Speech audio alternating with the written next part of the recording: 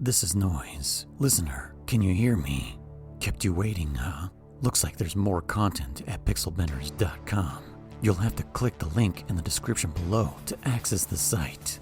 You can send your questions to info@pixel-benders.com.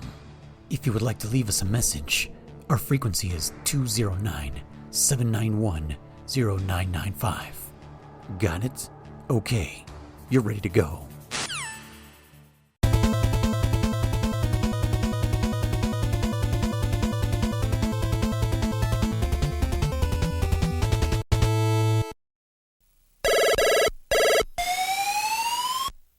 Welcome back, everybody, to Codec Calls, a Metal Gear Saga podcast where we replay the games in release order from the very first one in 1987 to whatever may come now and into the future. I am your host, Noise One, also known as Luis, and with me are my two co-hosts, German, also known as Riser. I don't know if you want me to call you that at all. That's fine. I like that, Riser. Hey. All right. And also, damn it, Chris, also known as Chris. Hey. The worst video game player in the world. Is that what it is? No, what is it? World's worst gamer. I got it right the first time. Anyways, so we were tasked by ourselves to play a couple games. We've already played through one completely, which was the original Metal Gear from 1987 on the MSX2. Which someone brought to my attention on Discord that they didn't really know what an MSX was. It's a PC from Japan, and it doesn't run Windows, actually, what I told this person. But it does run a Microsoft piece of software. So it is like BASIC. Basically, that's the programming language, but it was also like a OS, I think. Which is strange and rare because Japan hates Microsoft, as we all know.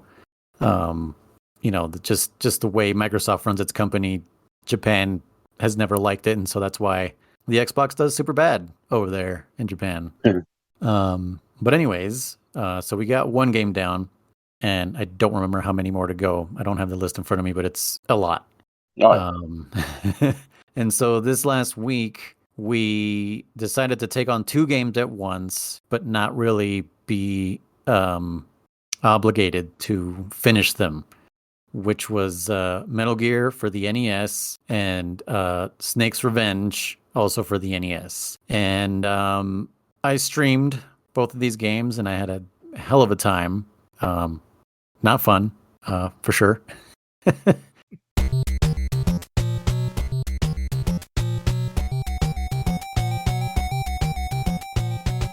Chris, how did you fare with, we'll start with Metal Gear on the NES. So I couldn't even get past the first area, I guess you'd call it. The few screens you go down, and there's that gate and the three trucks. Couldn't even get past that area. And in fact, I only got to the gate one time. So you never made it out of the jungle? I never made it out of the jungle, no. Oh my God. So I didn't want to spoil anything, but last stream whenever I proposed, like, look, these ones are horrible. I say we just knock them out and just get it done with. I wanted to say like, have fun with the first three screens, because I know those you see those first three fucking scenes back to back. It's horrible. It's horrible. Yeah. But go ahead, continue, Chris. So yeah, it was for me, and I think my biggest gripe with the NES version was there was absolutely no pattern to the way the guards would look. I think it was like the third screen down, there's that big wall in the center, and then you have the guards, one on each side, and they're just kind of looking around all different directions. But they're always looking the same way. They're like coordinated in the direction they're looking, so that's always the same. But there's no pattern as to which direction they're going to turn or how long they're going to face that way. Noise, I think I was talking to you about this before, where I was trying to play, and when I would get down to that screen and I would get captured or seen or whatever so many times. I'm like, okay, I'm going to wait here to see when I should be going, and there would be times where I would be like, they would turn and I would wait a couple seconds and, okay, let's see how long it's going to take for them to, look one way or another that they're going to see me. And I would count that. And then I would wait till the next time they do it, it would be completely different. And I would either sit there for 3 or 4 seconds where I would have had plenty of time to get by them and they never would have moved, or I would see them turn, okay, I go now, and immediately they would turn again, spot me, and kill me right on the spot. And it's like, Oh yeah. There's no rhyme or reason or pattern or anything to any of it. No. And I think that's what upset, I wouldn't say upset me. It's what got to me the most. Yeah. And I must have been playing those 3 or 4 screens for a good 2.5 hours, and I just gave up after that. I was bound and determined to give it a shot. I really was, and I was just I can't do this anymore. So I stopped, and then I watched your VOD, and I noticed you were using save states, and I was like, why didn't I think of that? You didn't do save states. I even said it. I even said these next games. I said I'm sorry. I said I don't think we're gonna beat them.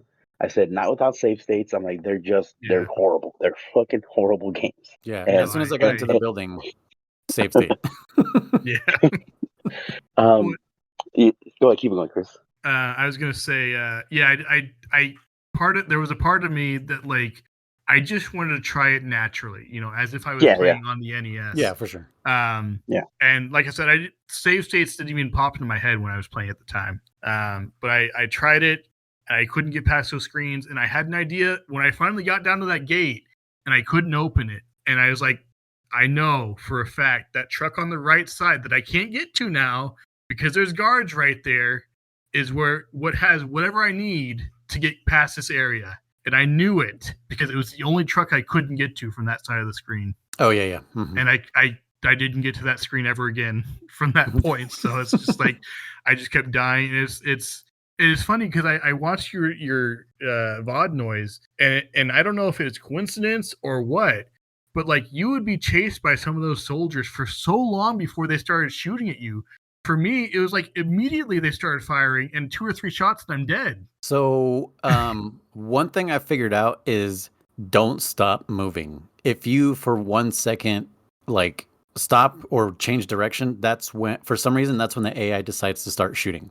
Okay. Or when they come in, like for some reason also if they come in within a certain distance, I noticed that they do that. But yeah, to add to what you were saying, especially with that wall part, not all the enemies have a straight line of vision like they do on the MSX, where you could literally just walk right by them. Mm-hmm. Some of them, for some reason, have a cone of vision. Okay, I felt like it. You're right. Some of them have diagonal vision, which is like, dude, we need some consistency here. Like, yeah. Mm-hmm. Well, with I noticed that too. With the there's the 2 screens where the guards fall asleep in that initial area. There's the first one when he's next to that truck, and the one I think a couple down from there where he turns a couple times and he's like, "Oh, I'm sleepy," and then you go past him. There were a handful of times that I would pass him and the alert would go off, but he was still sleeping. Yeah, and I didn't touch him. I wasn't like right up on him or anything. I just walked next to him, and it would do the alert sound, and the music would start playing, but he was still sleeping. And I'm like, "What? Did I get caught or did I not?" So I kept going, and nothing happened. So I was like, "Okay, I guess I didn't." But yeah, I noticed that a few times. Yeah. Did he feel asleep? Yeah. Yeah, he did. I love that typo. I Those feel asleep. Errors. Go ahead, keep going, Chris. What else? I mean, you said you only made it to 3, 4 screens, so keep going. Anything else you wanted to add? Screen down, yeah.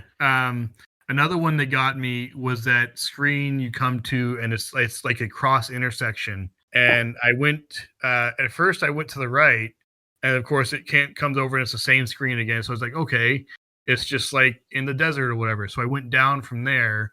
And I think that was where I can't remember if that was the one with the 2 guards. You kind of have to like zigzag between them as they're looking around and everything. I did that one a few times because again I would get caught and they'd come after me and shoot me twice and I'm dead. The screen with the 3 dogs I found annoying as well. You can't do anything about it. What you do, they're going to alert and they're going to hit you. Just keep running. Yeah.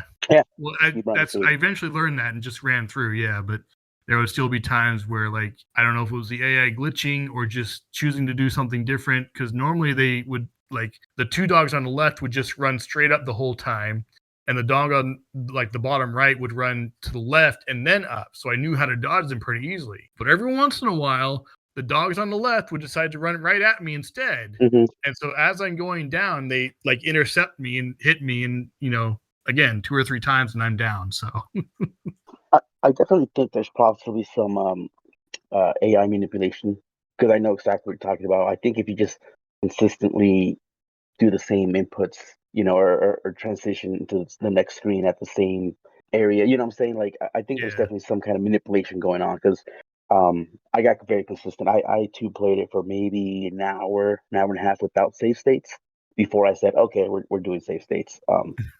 Because I want to give it a fair shot as well. Like, remember from the NES. Because again, I went into it thinking maybe I'm older, maybe I'm wiser now, maybe I'll be able to. Nah, it's still just it's not yeah, fun. It's not fun at all.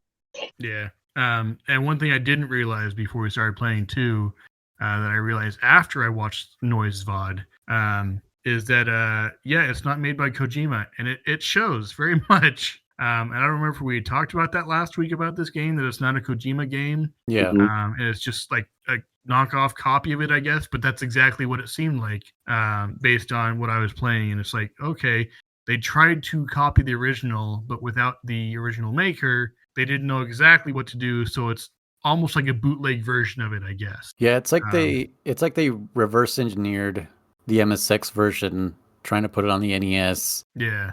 ran into the NES limitations, and then we're like, what do we do? How do we make this game work on here? It's tragically a very familiar Konami story, as that's pretty much what Metal Gear Survive is, and you will see once we get to that. Yeah, when Konami does things on their own without the original team, it's always a shit show, which is why I'm worried about the Silent Hill 2 remake. I'm not stoked about that, and Metal Gear Solid Delta also has me worried. But Well, I mean, you kind of also touched on my name Riser. I mean, look at the Contra series. yeah. I Oh don't yeah, I yeah. don't think there's any one dedicated person who made it, but you can tell when they just phoned the game in. Pretty much everything after, honestly, maybe some of the hardcore or something like that. And it was when they released. I don't remember whether Rogue, Contra Rogue, or something like that. Uh-huh. Horrible game. I mean, and it baffles me that they're surprised they didn't make money. But you're like, did you even look at the source material from your own freaking library of games that exist that people love and play, or did Yeah. you just make a piece of shit game and slap the Contra logo on it and hope it sells? And it's not. Yeah, I mean, this Silent Hill 2 remake isn't the first time they fumbled Silent Hill. Like, they've been doing it since Homecoming, I think, is when they really dropped the ball. A lot of people don't really like The Room and Shattered Memories. I was a fan of Shattered Memories because it's like a re-envisioning of the first one, because the first one doesn't get much love anymore nowadays. It's just like, oh yeah, it's great, original, whatever, but 2 takes all the attention. And then 3 is kind of like, yeah, that was also great. And 4 is like a completely different game that people were like, I don't know if I like this. But yeah, it's scary to see what Konami's gonna do. They haven't It's treated sad. their franchises very well. So That's what I'm saying. That's why it's sad, because they have some great titles. They own some great stuff, so and they many. just don't want to do anything, or are afraid, or God knows what it is. Yeah, I mean, Castlevania's been Yeah, hit or miss all that's the time. another. Castlevania. I can't think of anything off the top of my head, but they own some good stuff, and they just, like I said, Silent Hills, and they just don't care. I don't know. They don't get That's it. the Yeah. company that it feels like they're keep digging their own grave, and they just don't understand why. Yeah. Yeah. Well, Chris, you have anything to, else about Metal Gear 1? well, to throw in my 10 cents, 2 cents, or 1 cent, or whatever. Tencent is the name of the company. Yeah, thank you. to throw in my 2 cents about my thoughts about that, not knowing the series obviously, but like understanding the premise of it. And I think it's noise. It's something we've discussed in our other podcast, that it seems to be a plague in the gaming companies now, that they've lost connection with their players, and the player base and everything. And they're out to make a quick buck, and they will do anything they can to make that quick buck, if that means making shortcuts or cutting people out, or whatever they need to do, putting out a game every year because that's what they got to do and that's what their fans expect. Even if it's broken and incomplete or whatever, then they'll do it as long as they make money off it. They don't care, and I think that's something that's becoming more and more common with bigger game companies. And I think that's why we are in for either a revolution or there's going to be a major change in the landscape in gaming, because I think indie games are coming from that perspective where they are a lot of times either gamers or they understand what gamers want, and they will make the games that they want, and they put love into it. They take the time to make it, and they're not out to make a whole lot of money off of it. A lot of times they're just breaking even, but they're doing what they love, and they're making sure that what they put out there is what the people want. Yeah, I agree. Indie games are pretty much love songs, and just dreams that someone's like, hey man, I've always wanted to make this, whether it's inspired by something else or not. And it shows. It shows when you play these indie games that just blow up because people are like, that's a good game. That's what it should be. Yeah. And it's funny, some of those games are like, you could tell they're just like direct, some of them, if they're like fan made or whatever and not really there for profit, but just like almost direct ripoffs of the games that they love. And the audience are like, this is great. This is amazing. I know there's a couple Metal Gear clones. Once like Konami shut down Kojima, there was a bunch of like indie games out there. Like there's like it literally looks like Solid Snake with a bandana, but it's an animal. I forget what it's called. I'll have to look that up. But yeah, it was a direct ripoff of like the MGS on PlayStation, and people were like, "This is awesome. This is amazing." No one was like, "Hey, shithead, fucking, come up with your own original idea." Like everyone looked at it and was like, "This is a love letter to Metal Gear Solid," like pretty much. Yeah. I'd be interested to maybe try out some of those games sometime too. Yeah, I mean, we could probably bring those in. Those like Metal Gear clones and stuff, because yeah, I mean, they're not huge games. They're just like whatever throwaway games that people were like, I just really love Metal Gear and sharing it with the world. Yeah. All right. So German, that's all you have to say about yours? You're just like, nah. No. I got a little more. I was just okay. kind of just I was talking a little bit.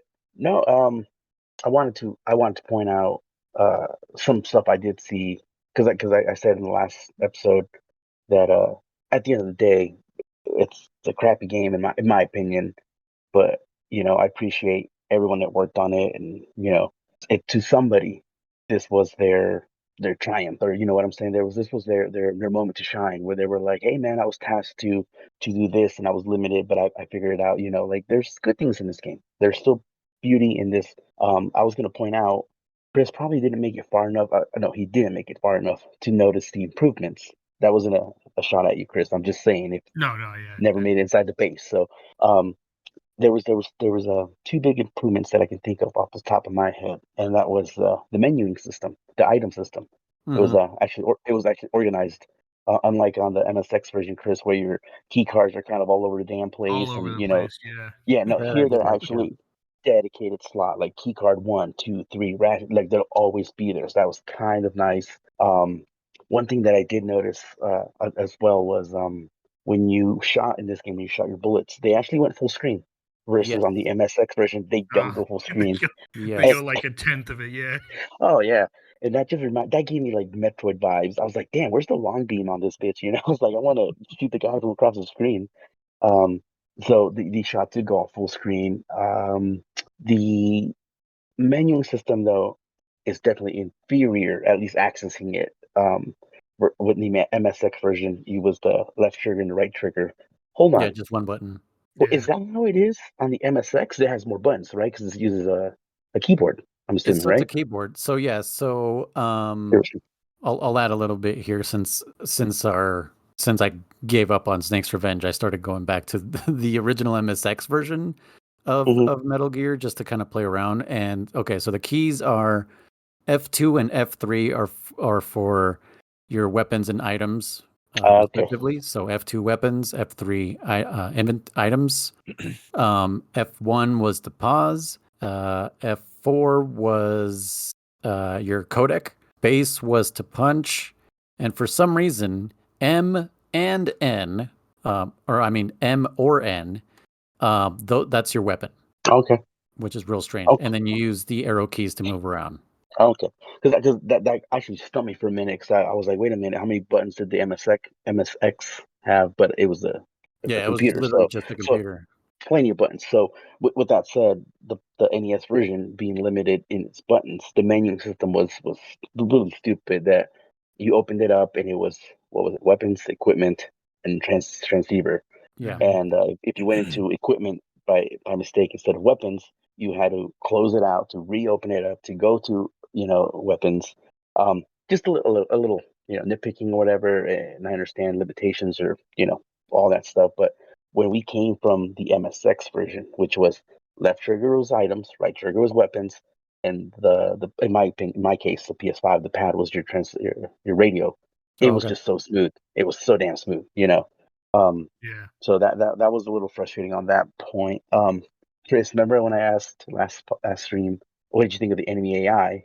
And on this one, at least I feel the enemy AI doesn't run around like idiots. They just charge at you like Oh, freaking. absolutely. Yeah. They And will. They know exactly where you are, and they will hunt you down. Yep. if you make it into the building, they come at you in a straight line. Yeah. I saw that in your VOD. Yeah. Yeah, I was like, That's these guys just insane. go in a straight line. What the hell? They just go beeline for you. Yeah, it's funny that they're totally different. Um, the other thing that made me laugh was I was gonna say in the MSX version, there's very few rooms where if you walk when you walk in, you instantly set up an alarm.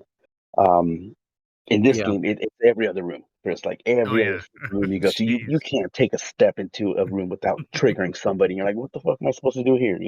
It's very frustrating. But Although one thing I when- will say that I like about the NES version versus the MX or MSX, sorry, is when you do trigger an alarm, whether by the laser beams or the camera. In the MSX version, you had to go all the way back to an elevator or leave the building in order to stop that alarm. In this one, I think, based on Noise's VOD, you had to enter the next room and it's done.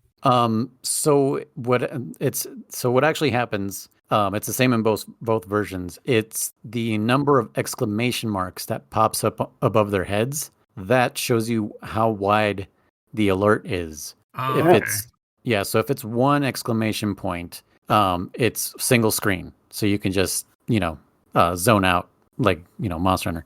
And Yeah. then if it's two exclamation points, then it's area wide. And like you said, either you have to leave the building or go into an elevator or kill everybody on screen. That's the only way to get Mhm. out of those two Yeah. exclamation point alerts. I did not know that. That's interesting. Okay. I only know that It, because I did read the manual a while back. Not I think when we first started talking about the podcast, I was just like consuming Metal Gear. And uh, that's the only reason I know that. the last thing I'll touch on was this game did do flags, if you will. When you pick the, let's say, the binoculars and then die immediately, you start back in 3 screens back. You still have binoculars, and as far as I saw, anyways. And Yeah. Did then it if you make, do that for us on the no, I messed up. No. no? No. Okay. If Remember you died elevators were and checkpoints. Yeah. yeah. Pretty much you found a new item, go back to the elevator to save it pretty much. So that was one thing they did right. Well, that's why, like I said, I played for like a solid hour and a half, just going for it. And if I died, if I got a new item and I died, I didn't care because I knew I would have it back in the jungle. But then I got tired of going through the same screen stuff, so I started using the save states. That's the only other thing I wanted to add. Noise, you can take over, but I do have a question leading into it. You played further than I did. I made it decently far, but is there any other checkpoints, like hard checkpoints, or do you always start back at the jungle? No, yeah. So, the first elevator for some reason is not a checkpoint. I think from the second elevator on, then it's a checkpoint. Okay. I don't know how they messed up the flags there, but yeah, there was once I learned, oh, I'm respawning at an elevator. that's when I kind of did the same thing you did. I started not caring about my save states. I was like, oh, grab the item. If I die, whatever. Fucking, I'll restart here. And sometimes it would benefit me because, dude, sometimes I was in building 2, I would die, and I would be at the building 1 elevator. And sometimes it was to my detriment. And other times I was like, oh, perfect, because this is where I need to go. And I don't have to go through the jungle again just to get here again. Speed, what do you call it? Oh, shit, I dropped the ball. Speed strats. There you go. Yeah, it's a speedrun strat where it's just like you die to get somewhere quicker. Like a save, whatever. Yeah. You said it. Yeah. That's all I really have to say on this version. Noise, go ahead. What you got? Well, I beat the game. Good job. Yeah, I was determined. I was determined to do it. Thank you.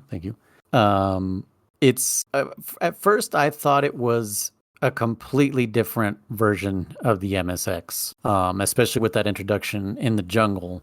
And I didn't realize until I saw a fan-made anime that somebody made on the internet that I ran into a couple days ago.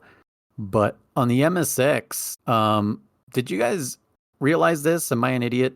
That Snake is climbing over a chain link fence out of the water and onto a platform? I knew he was climbing something. I just didn't know it was a chain link fence. I, for some reason, thought he was just like crawling on the floor and then stopping on a floor and standing up. No. Yeah. I realized it was climbing. That's funny. Yeah. So apparently that's a chain link fence. Okay. So I just wanted to bring that up because it's completely different than the NES, which the NES is more like, hey, we're Contra. Let's go through the jungle. Also, don't get spotted. And it's like, oh, so then it's not Contra. Why did you start us in the jungle? Yeah.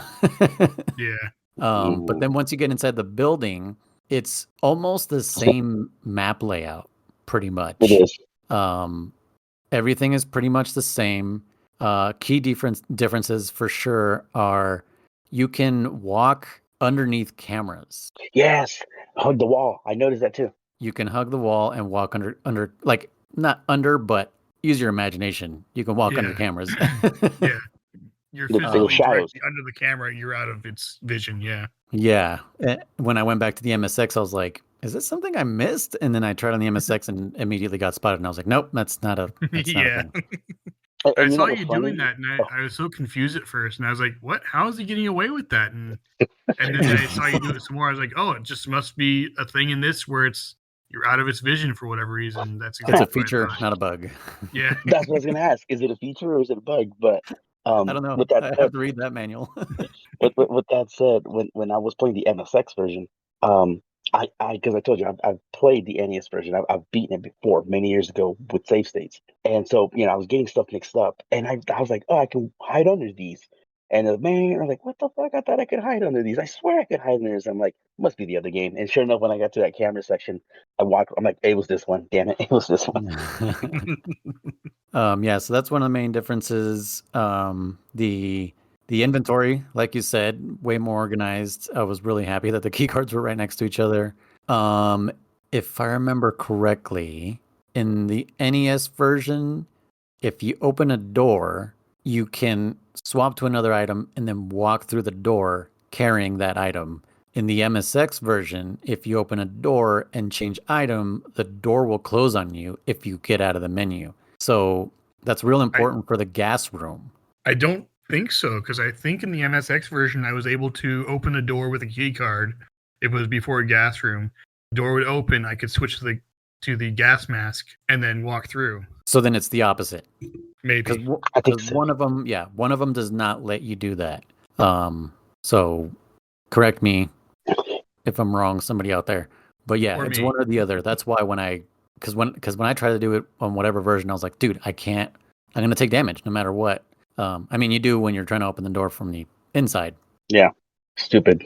Yeah, that was one of the things I had issue with as well. Is that, like, especially at the beginning when you have such little health, and then you're that first room after you rest the POW, and you go to the right, and you have to go through that gas room, and it's like crap. You walk in there, and you don't know at first because he doesn't tell you until after you're in there. Oh, I forgot, Yeah. You put on your gas mask, and by then, like, half your health is gone already, and then you go to the other side and take off your gas mask to use the card. And heaven forbid you should use the wrong one because then you're Yeah. taking even more damage. So it's just like that's annoying. Yeah. And then your like vision hitbox, like to be seen by enemies, is the opposite per game. So I think on the MSX, if they see the bottom part of your body, that's when they'll see you. And on the NES, it's the top part of your body, like your head. Okay. So it's one or the other. I can't exactly remember.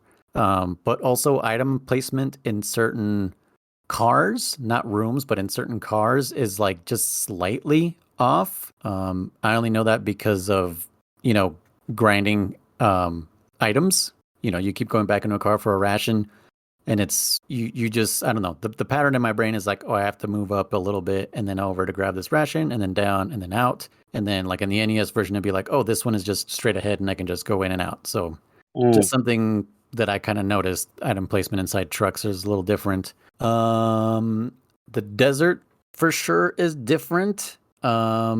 Because it's only like about 3 or 4 screens, or like 3 screens, the one with the scorpions. But then there's a jungle in between building 2 and 3, I think. And it's like a Lost Woods scenario where Yeah. you have to know which way to go to get out of there, which I had to look up because I was like, and even the instructions were super unclear. Like people were not accurate in their description. I was like, I'm doing what you're telling me and I'm not getting. And then turns out I can just use the stupid trucks that teleport me around the base. Yeah. I didn't even have to do that whatsoever. Nope. You can skip the whole desert. Yeah. Speaking of desert, I forgot to ask this last time. Did you guys find the antidote? Yes. In MSX, I didn't. It's in the same building as where the compass is, where Jennifer tells you the compass is. If I'm correct. I didn't find it. I completely forgot about it on the MSX version, obviously the first one we played. And when I got to the first desert screen, I was like, oh, okay, yeah, I remember desert. And again, I was confusing the 2 games. I was like, I thought there were scorpions. I'm like, oh, it must be on the NES version. And so I kept plowing through, and then sure enough, scorpions show up. I'm like, oh shit, scorpions are here. And you get that phone call. It's like, use the anti-venom or whatever. And I was like, I'm not going back. I just fucking went right through, used rations. I'm like, I don't give a fuck. Yeah. Yeah, to be fair, I had the walkthrough by the time I got there, so it told me where to go for that. I don't know if I necessarily would have found it on my own or if I would have missed it, but I was using the walkthrough by that point in the MSX version. Yeah, I think so too, because that's definitely after key 7. Anything after getting key 7, that's when for sure I was using the walkthrough. And for the NES one, I used pretty much the walkthrough all the way through because I didn't know what kind of bullshit it was going to put me through. Oh, the pit traps in the NES version are freaking evil. They're fast. They're quick. They get you hard. You're telling me, dude. You're telling me. I made a little fucking clip and posted that online because I was like, what the fuck? Like, literally, I saw that, yeah. on the MSX one, like you can be a couple pixels inside the hole and not die. Mm-hmm. On the NES, you cannot be anywhere near the hole. You will get fucking hit. And based on your footage that I was watching, if you're within 3 pixels of the hole, you will also die. Yeah, you will just die. You have to be right. Like there was like 2 holes, like exiting that flashlight room. 2 holes on either side to get out of that room, and it had to be between these 2 pixel perfect tiles. Jesus. And it was like, I don't know. I must have spent like 10 minutes trying to get out of there. Yeah, it was far too long, I'm sure. Yeah. Oh, go ahead. I was gonna say one thing that I noticed that was different. I don't know if you're gonna touch on this. The cigarettes in the NES version, you actually have to use them. They're not just like you hold them like you do on the MSX version. Dude, they didn't. Am I doing something wrong because I can't get them to work? No, you gotta like use it like a ration. You have to literally. Are you serious? Push extra. Yeah. I'm so dumb. I remember I was like, are they broken? I'm like, whatever. I'm like, it's the NES version. Maybe they censored it. I don't know. I just didn't use them, obviously. And then I wasn't until I was watching. Oh yeah, because I made it to my point where I'm like, I'm done. I'm just gonna watch a playthrough, and this dude actually uses it, and I was like, are you fucking kidding me? I didn't know that. But that's necessary for the lasers or for what else? For the lasers, and I don't know if they work for the end for the big boss escape, but just in that one room where before you get the infrared goggles, okay, they work there. So for the MSX, the word is that it extends your time. It gives you just more time to escape. In the NES version, I guess it adds more time Okay. or something like that, which is the same thing, isn't it? Yeah, I was gonna Yeah. say that At the end of the sounds day. like the same thing. So Yeah. So the way to describe it, I was like, that's the same thing, right? But whatever. Those are the unless most. what they mean, unless what they mean in the MSX version is that it slows down time. Yeah, that's what it means. Maybe. It Yeah. ticks slower, I think. Yeah, so And then the it NES could version, be. it just like adds a minute or something. Yeah, Like it's a set time. yeah. So it's probably a translation thing. Yeah, probably. So the other difference for sure is the maze is completely gone in the NES. It's just a couple of rooms. Literally the bomb suit and the uniform are 2 screens apart. Yeah, that's funny. They are. Yeah, they're super close to each other. There's barely any dogs in that area, and there's like 2 or 3 maybe. Not like the MSX where it was every screen pretty much had a dog. Mm-hmm. Yeah. You don't have to, Chris. The room with whatever the boss's name, where you couldn't get out of. You don't have to punch that door. You just walk Oh man, up to the door in the NES version, and it just opens. that's right. I do remember seeing that because I remember you saying like, "What? We had to punch this?" Because I think I had looked away at something real quick, and I heard you say, "What? We had to punch this door before." And I looked back and I was like, "You're kidding me? You could just walk through?" Yeah. So there's that. Obviously, I think limitations wise, speaking of the boss, there's zero indicators if you're doing damage on any of these bosses. Yes. On the MSX version, you at least knew that the weapon you're using is, doing damage. On this one, you were like, am I hurting him? I don't know. There's a chime Mm-hmm. in the MSX version, so it's like, oh, I'm using the right weapon against this boss. And a lot of times the boss will flash like red and white too. Mm-hmm. Yeah. Oh, really? I couldn't see any. Yeah. Okay. No, yeah. There's clear indicators on this one. On the NES version, there's zero indicators. So that was kind of, obviously limitations are an oversight, but it sucks because it makes it hard. Yeah. Especially with the game that's already pretty unforgiving. And then the roof is completely different. The layout's completely different. Those flying guys are not so. They're not so.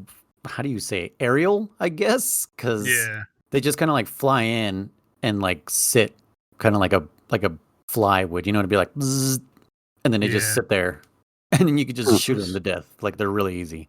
That's good. That one part on the MSX, I don't know if it's in the NES version as well, on the roof, where you go like all the way to the left, and they have that area where it's like the electrified floor, and you have to get through that one door. And the flying guys will just come in all over the place. That was so annoying on the MSX version because I'm firing at them where I think they are, but it's like sometimes they're in the air or something, and it's like not hitting them, and at other times it does hit them, and I don't know which is which. So it's like I just keep firing my gun, hoping they'll eventually die. I never hit them. Oh, really? I was just like, I'm not even gonna try anymore. Not once did I hit one of them. I was like, fuck it. Yeah, I didn't know if one of them was going to go turn. Oh, I guess if you destroy the panel, you can't turn it back on. But yeah. There's no parachute. Nope. No parachute. There is a glove, which I never figured out what it did. Do you know? The glove is it's to punch. It's to break the walls. You can't break walls without the glove. What? Yeah. If you call Big Boss before you pick it up, he goes like, "Oh, that's an iron glove. Use it to break walls or something like that." Okay. I don't even remember what walls did I have to punch. Oh, probably like in the third building, right? Like by Metal Gear.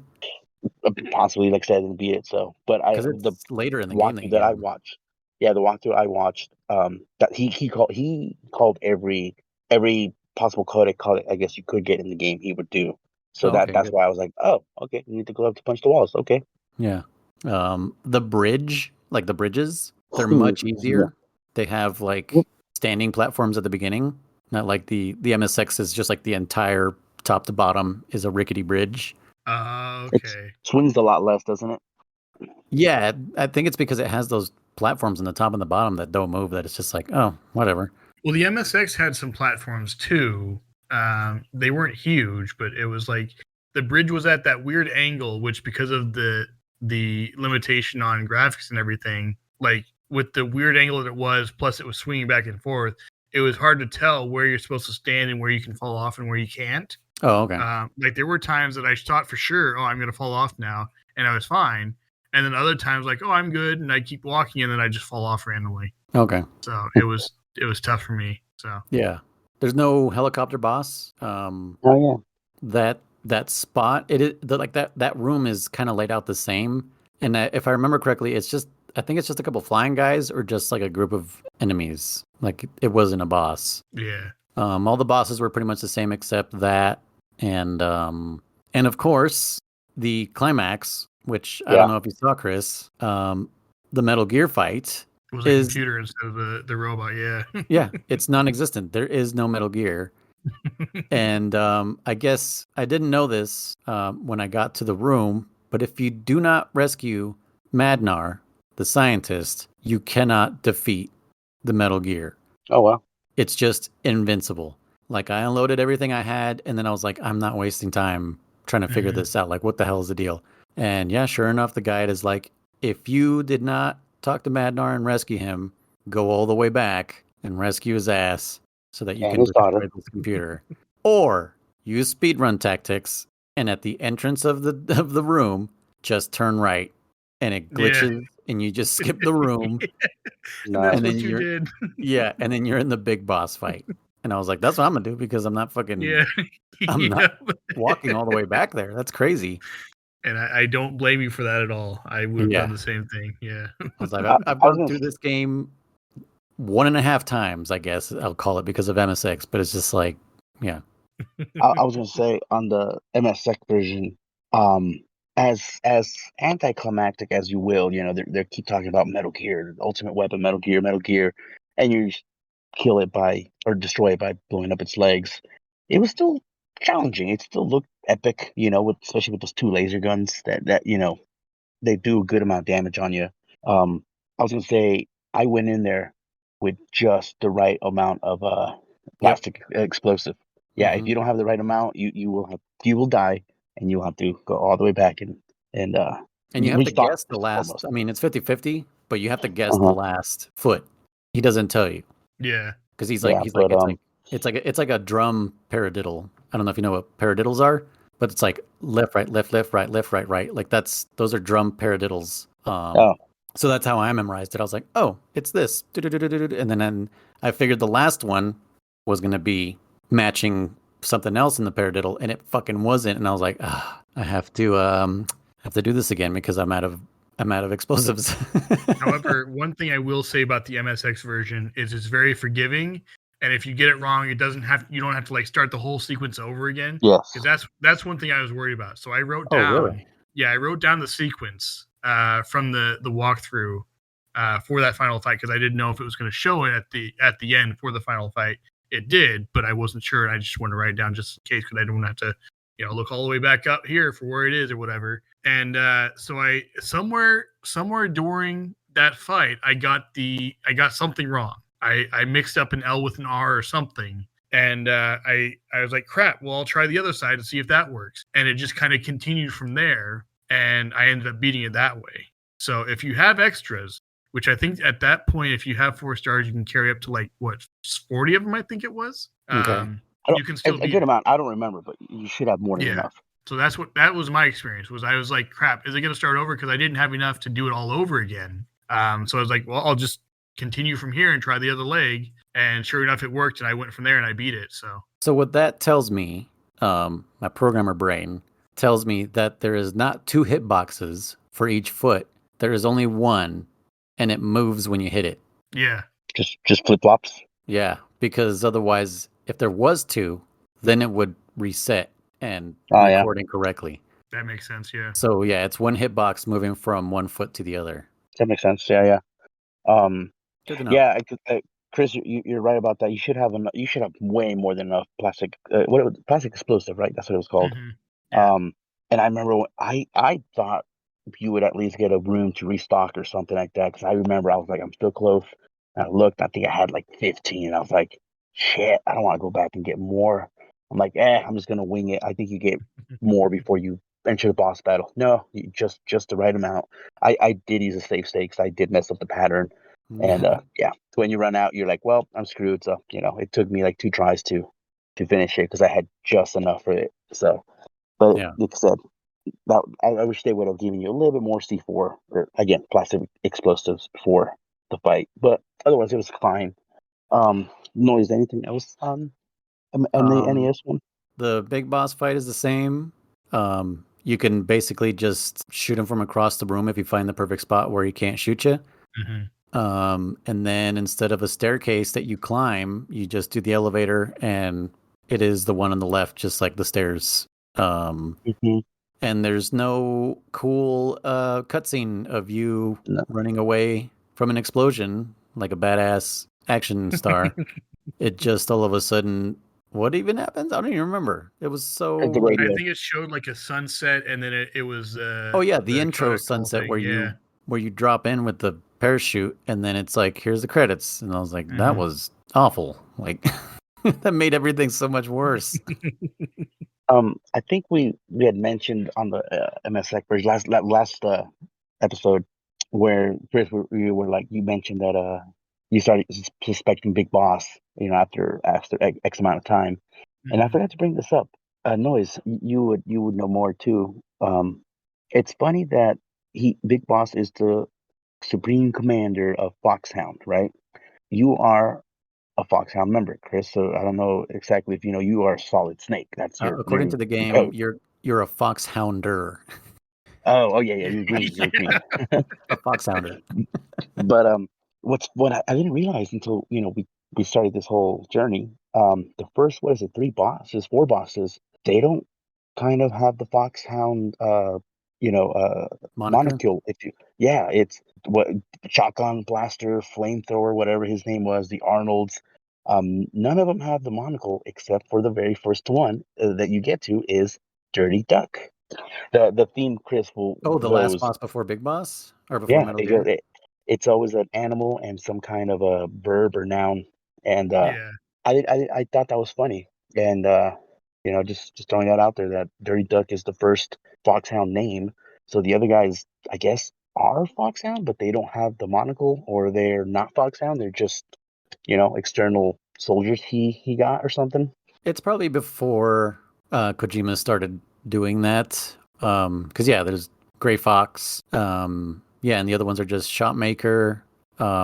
It does carry like the 2 name moniker.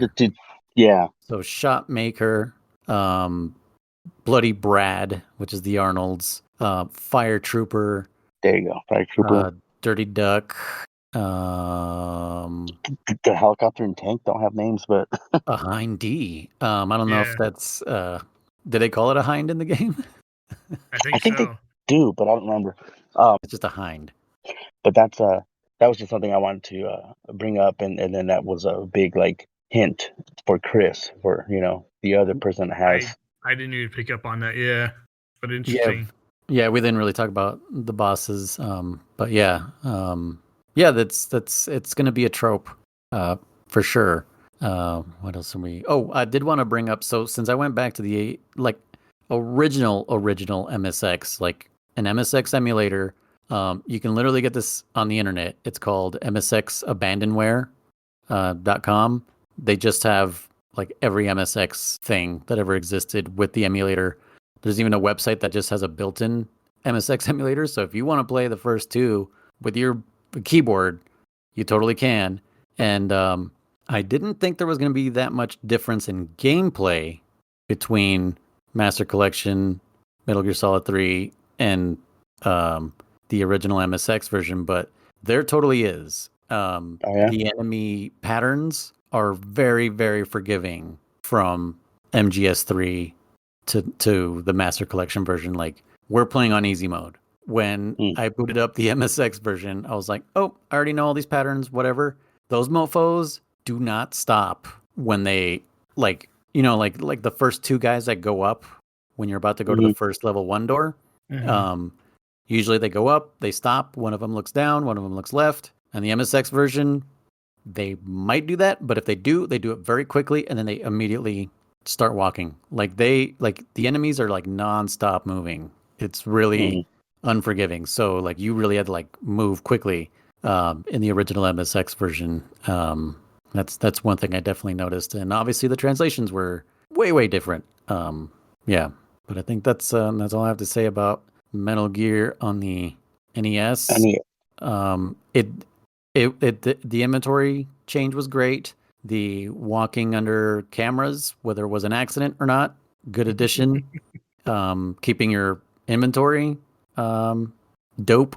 I don't know what else I could say good about that game. Oh, the maze didn't suck because there wasn't any maze. No, Yeah. touching on that keeping inventory thing, I didn't realize that at first. Like I remember when I was first playing, and I got to that truck and I got the binoculars, and I think I went down one more screen and I died there, and of course went back to the beginning again. And I didn't even think to check my inventory to see if I had the binoculars still. I went back to that same truck and saw that they weren't there, and I was like, "What the heck happened?" Then I checked my inventory. I saw they still had them. I was like, "Oh, that's awesome!" Because I was so used to the MSX version where if you get this item and then you die and you reset before that, you have to go get it again. So Yeah. I just naturally assumed, oh, I got to go get it again, and so that's what I did. And I remember it took me like a good 10 minutes to get back there again because again I kept dying and stuff. And then when I finally did, they weren't there, and I was like, "You got to be freaking kidding me!" And I checked my inventory, like, "Oh, okay, that's okay." Yeah. Actually, yeah. To add to the trucks thing that you were talking about, I mentioned this to Chris, but I didn't realize that. So sometimes you'll get ambushed by people inside of trucks. Mhm. I was not aware that you can wait outside for them to come out, and then you can go in behind them into that truck and not alert anybody. Huh. I know they come out, but I didn't know that they would actually be out of the truck when you walked in. That's interesting. Yeah, because I knew that too. I knew that they would come out, but yeah, I didn't think the programming was doing that. I didn't know it was removing them from the truck. So, anyone who's playing that's a super good thing that the game doesn't tell you. That's a good tip that, yeah, the game just doesn't communicate that whatsoever. Hey, hold on. One more. Was there a cardboard box on the NES version? Because I didn't beat it, so I don't know if there's Yes, a cardboard. There is? Okay. there is a cardboard box. Yeah. There was one more thing I was going to say. Is it about the trucks? No, I mean, yeah. Earlier on, you did mention that there was a lot more alerts going in and out of rooms. The enemy positions are they weren't thought out. No. So it was basically just, hey, position them here facing right at you. As you Yeah. like that was another like super bad That feature. was 100% oversight. Oversight. They did not think that through for sure. Yeah, they didn't play test that for sure. Well, and like you were saying, like some of them will have the straight version, and then others will have a cone, and there's Yeah. no particular way of telling who has what until they see you. Yeah. And one of the speedrun strats that I saw, because I was like, how do you beat the game without killing anyone? And it's the punching. So you can, in the MSX version, you can punch the enemy and run by them because they'll be stunned. And even if they're looking at, I mean, if you punch them and walk around them, they won't alert anybody. It's like they literally can't see you. Huh. In the NES version, if you punch them and try to do the same thing, you'll alert. Especially if you touch them. Alert. If you touch them, you will alert. So that's also a super downgrade on the NES version where it's just like, well, you can't go through that game without alerting constantly. Like, I don't know, is there's no ranking system, so it doesn't matter in the NES version. Oh, okay. So yeah, there's no code name or anything in the NES version, which is another major difference. That's why I was like, that's it? Like, I don't even get any kind of reward whatsoever for what I just did. But yeah, that's Metal Gear on the NES. As Chris mentioned, if you want to watch me suffer, I'll link it in the podcast description below. You can go watch the VOD of me playing Metal Gear on the NES. It was not fun, and I mean, I did praise it for its good things, but it was overall terrible. It was, as many would say, an experience. Yeah, that's the highest praise, I think. No, so with that said, Chris, that's kind of what I just wanted to also just touch base on with you and just kind of not rub it in, but just really let it sink in. The first four screens is all you saw, and that's all 8-year-old me saw. You know, Yeah, um, that's most for of our freaking experiences. years. Yeah. For years, I mean, I tried this game at least once a month because like I said during our first episode, I had my Nintendo, my original Nintendo, all the way up until like PlayStation 64. You know, so I was playing the same 10 games over and over again, and I Mhm. never, and back in the day, never even made it inside the base ever. Every time I would try to just get further, and nope, it's just I made it in the truck a few handful of times, but then, like you said, you get to the truck with no life, and you walk out of the truck, you're in some new zone, you get killed instantly, back to the beginning. Okay, well, that's as far as I Yeah. made it. So pretty much you made it as far as 8-year-old me did. Good job, Chris. Yeah, honestly, had I not seen Noise's stream of it, I would have thought it was a completely different game because the beginning is so vastly different Yeah, from the MSX version. It's just like, is this the same game? Is it? Yeah, and this was the first time I ever made it in the building. That's why I thought it was a completely different game. I literally didn't know after that it was kind of the same game. But yeah, I'd given up so many times on those screens. I couldn't figure out the enemy AI. But I think playing the MSX version helped a bunch. If it I wasn't for think that, so. yeah, if it wasn't for that, I would not have pushed further. Especially when I first got in the building, I was like, "This is it. I can, save state right now. I'm not doing that jungle ever again. I don't care how low my health is." I think Yeah. that's what I tested. I got in the building and I said, "Do I start from here?" And I saved state and I killed myself. And it's like, "Nope, back to jungle." That's like, "Are you kidding me?" And then Yeah, I tested it with the first elevator and same thing. So that's why I didn't know if there was an actual permanent checkpoint somewhere else. yeah. Also, exactly the same story. Nothing changed there. Yeah, yeah, Yeah, sorry, plot and story. yeah. That's what I meant. Same plot, Yeah. same kind of Rescue Gray Fox, execution. destroy Metal Gear. Big Boss betrayed you, and you fought him to the death. But there's no phone call at the end saying like, "I'll be back for you, Solid Snake. Me, I'm Big Boss. Oh yeah, Me." That's his actual voice, by the way, Chris. When you hear it, it's like me. I was gonna say, is that Big Boss talking? That's Big Boss talking. Yeah, not that he shows up later, but that's just me.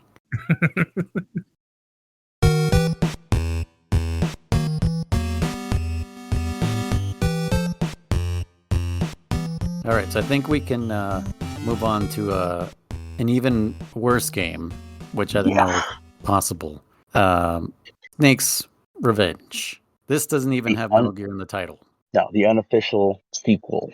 Yes, this is less than a bastard child. Like this is just I don't know what this game started as. I don't know. I don't know how to describe this game. It for the most part it has really great unique ideas. If it wasn't for the stamp of Metal Gear on it, I think it would be on its own a pretty good game. But the fact that it's related to Metal Gear demerits everything about it. Well, you expect more out of it. You know. Yes, I expect more out of it. The intro sequence, pretty dope. But actually, I want to hear from Chris because he said he kept trying. I guess up until probably when you guys logged on. I don't know how much he tried. Actually, I realized after we had spoken earlier, I had misphrased that. What I meant to say was I was going to try.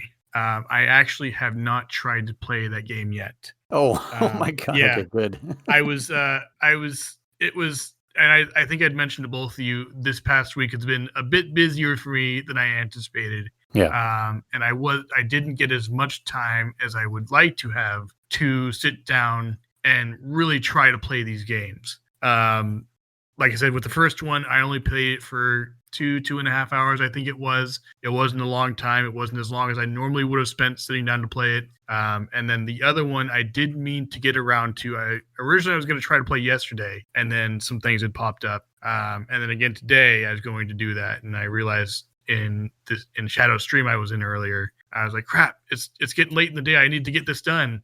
And so I left and I went to go check on my wife, and I did a couple things for her and was doing some stuff around the house. And before I knew it was time to make dinner. And then after dinner was time for this. And so it's like, crap. And so time got away from me, and it happens.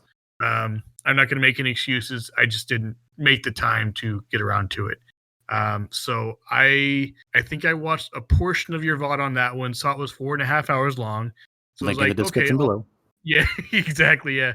And so I was like, okay, I'll probably watch that again sometime later, like thinking like, oh, I have all day tomorrow to do that. Last night I was thinking that. And then yeah, that didn't happen either. So I have next to no knowledge on that game. You Okay. saved yourself quite the headache, I gotta say. It's a pretty weak game. This was the one that I think I mentioned. I had no hopes of beating it. Had no hopes of making it far. Even Okay. with save states, I said it's a pretty tough game. And by all means, anyone out there who has beat the NES version and beats them, like a champ with no save states. Good for you. I Yeah. find it pretty hard and tedious. We I'm sure commend with you. enough time, yeah, We you commend are you and our condolences. Yeah. you are above even Big Boss. We will call you Bigger Boss. Yeah, bigger boss. Foreshadowing. um, but Shadow Link, is that what you just said? no, I said foreshadowing. Oh, foreshadowing. I thought you said We are Shadow above. Link. I was No, like, no, I no, guess. I mean, Zelda 2, that was like no, the toughest boss. no. But this was the one that I just knew I wasn't gonna like it. But again, going back to my statement that I made, I found treasure. I found gold. I found some good things. Then I was like, okay, all Yeah. right. You know, I do like the statement you made, Noise, where you said that if it wasn't for the Metal Gear label, Yeah. it would have been a decent game. And as far as like, oh, it's a cool, you know, it's a soldier game. Yeah. Because The, it still has some stealth. Well, yeah, I guess I mean it's completely stealth, but I think that's why they had to label it Metal Gear, because they were like, this is too similar to the other game that we have in the company. Kojima's not going to make another one. He doesn't want to. So just call it Metal Gear. He won't give a shit. It's the Nintendo yeah. one anyways. It's going to go to the US. He doesn't fucking care. Do you want me to start with this one then, Noise? Go from here. Yeah, what was your experience? The text that you told me today tells me that you couldn't find doors, so I want to Oh my god. know Yeah, I yeah, want to yeah. know how you got there. So first and foremost, the opening intro is pretty unique. I don't know when in the NES's life cycle this was released, but it feels like it was definitely a little later. It was definitely, I felt, innovative and it was pushing boundaries in some Yeah, parts. 1990. 1990. So toward the end, 92 was like the last games that were released, I believe, or 93 or so. Yeah, I But think that's when Super Nintendo was coming. 92, I think. yeah. Um, intro was kind of cool. The whole flares, that whole section was pretty cool. But then, once you clear the alert status or whatever you want to call it there, it goes into pitch black with just spotlights Yeah, and very tiny spotlights. I mean, I think had they just turned up the light around a little bit, that would have been cool, because I mean, it was pitch black. You're going to get caught because hitboxes in this and the NES version game are crap. You can't. What you think you should be able to sneak by a bush, it's not. It's going to collide with you, and you're going to get stuck on the bush, and you're going to get caught by the light or a guard or whatever. But I will admit that I thought it was pretty cool. Chris, kind of wish you would have seen it. You might see it on Noises VOD, but the calls. oh yeah, This will become a staple. We're just kind of throwing it out there. At least for other games. Not sure about Ghost Babel and maybe one other game that I haven't really played, but that's why you the show is actually, called Codec Calls. There's a yeah, reason. there you. Right. They actually went ahead and pixelated or whatever you want to call it. They drew in the person you're talking to, Chris.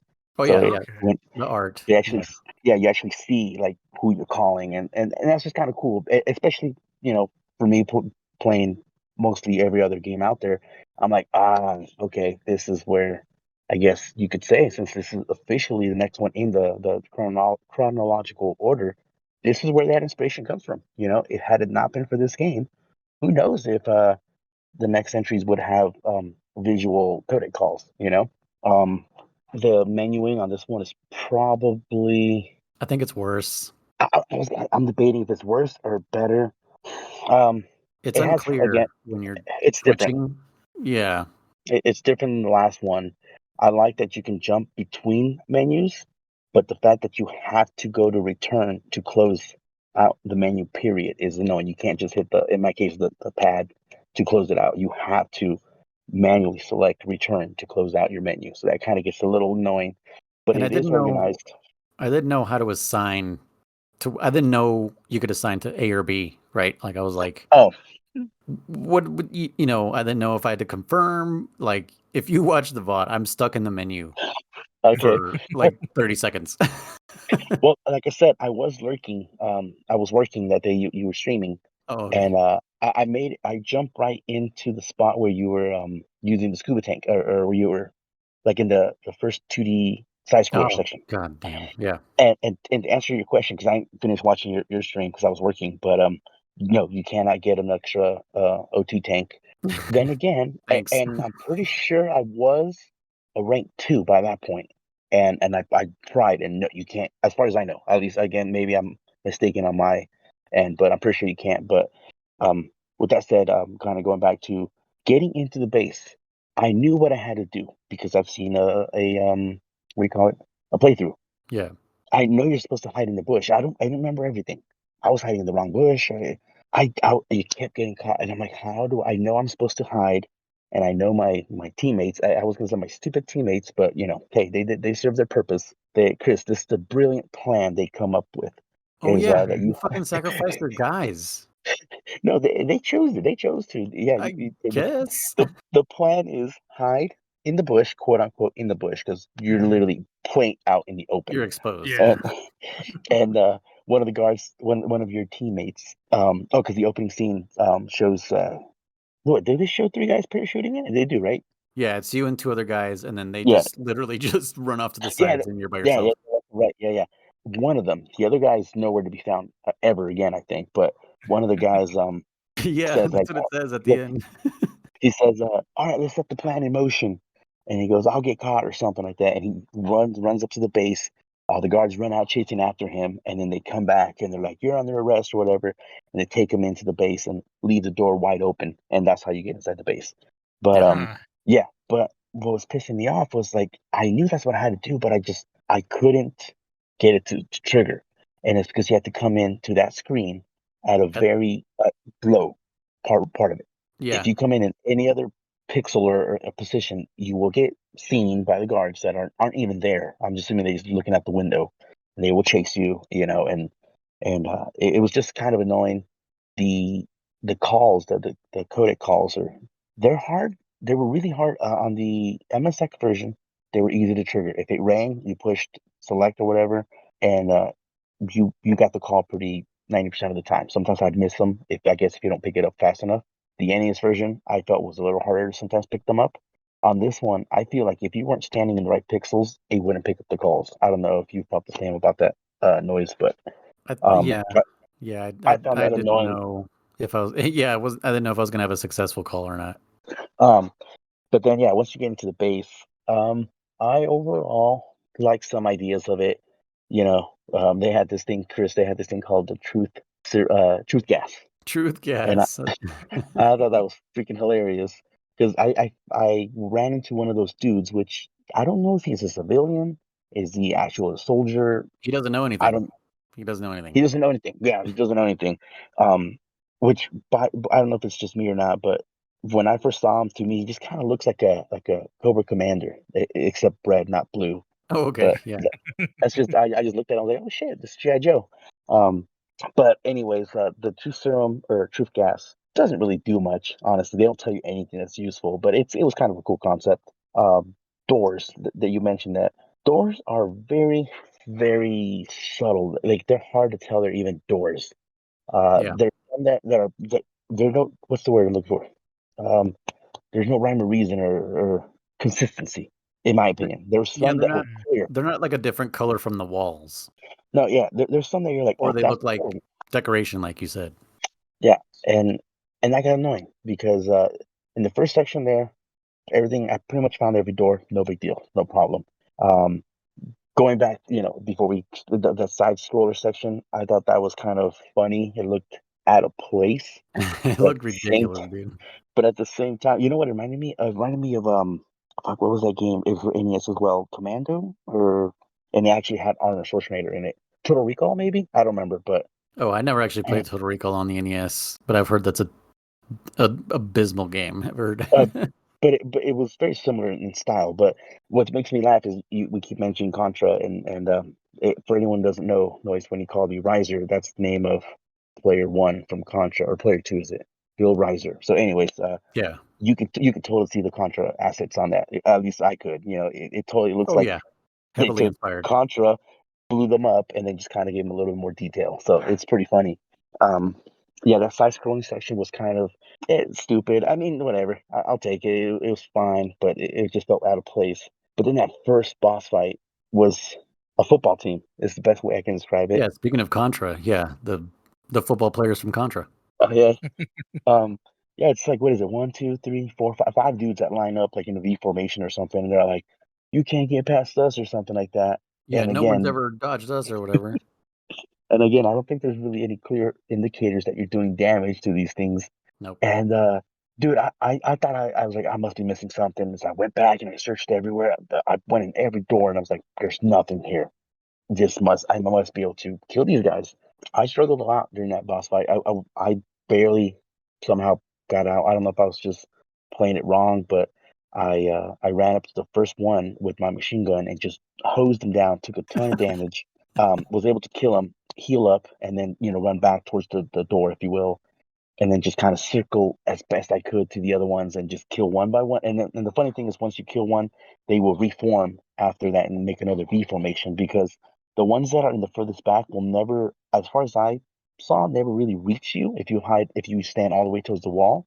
Okay. But when they reform up, the one that's in the front will always reach you. So that was, you couldn't just like kill the main guy and then like, oh, just pick them off one by one.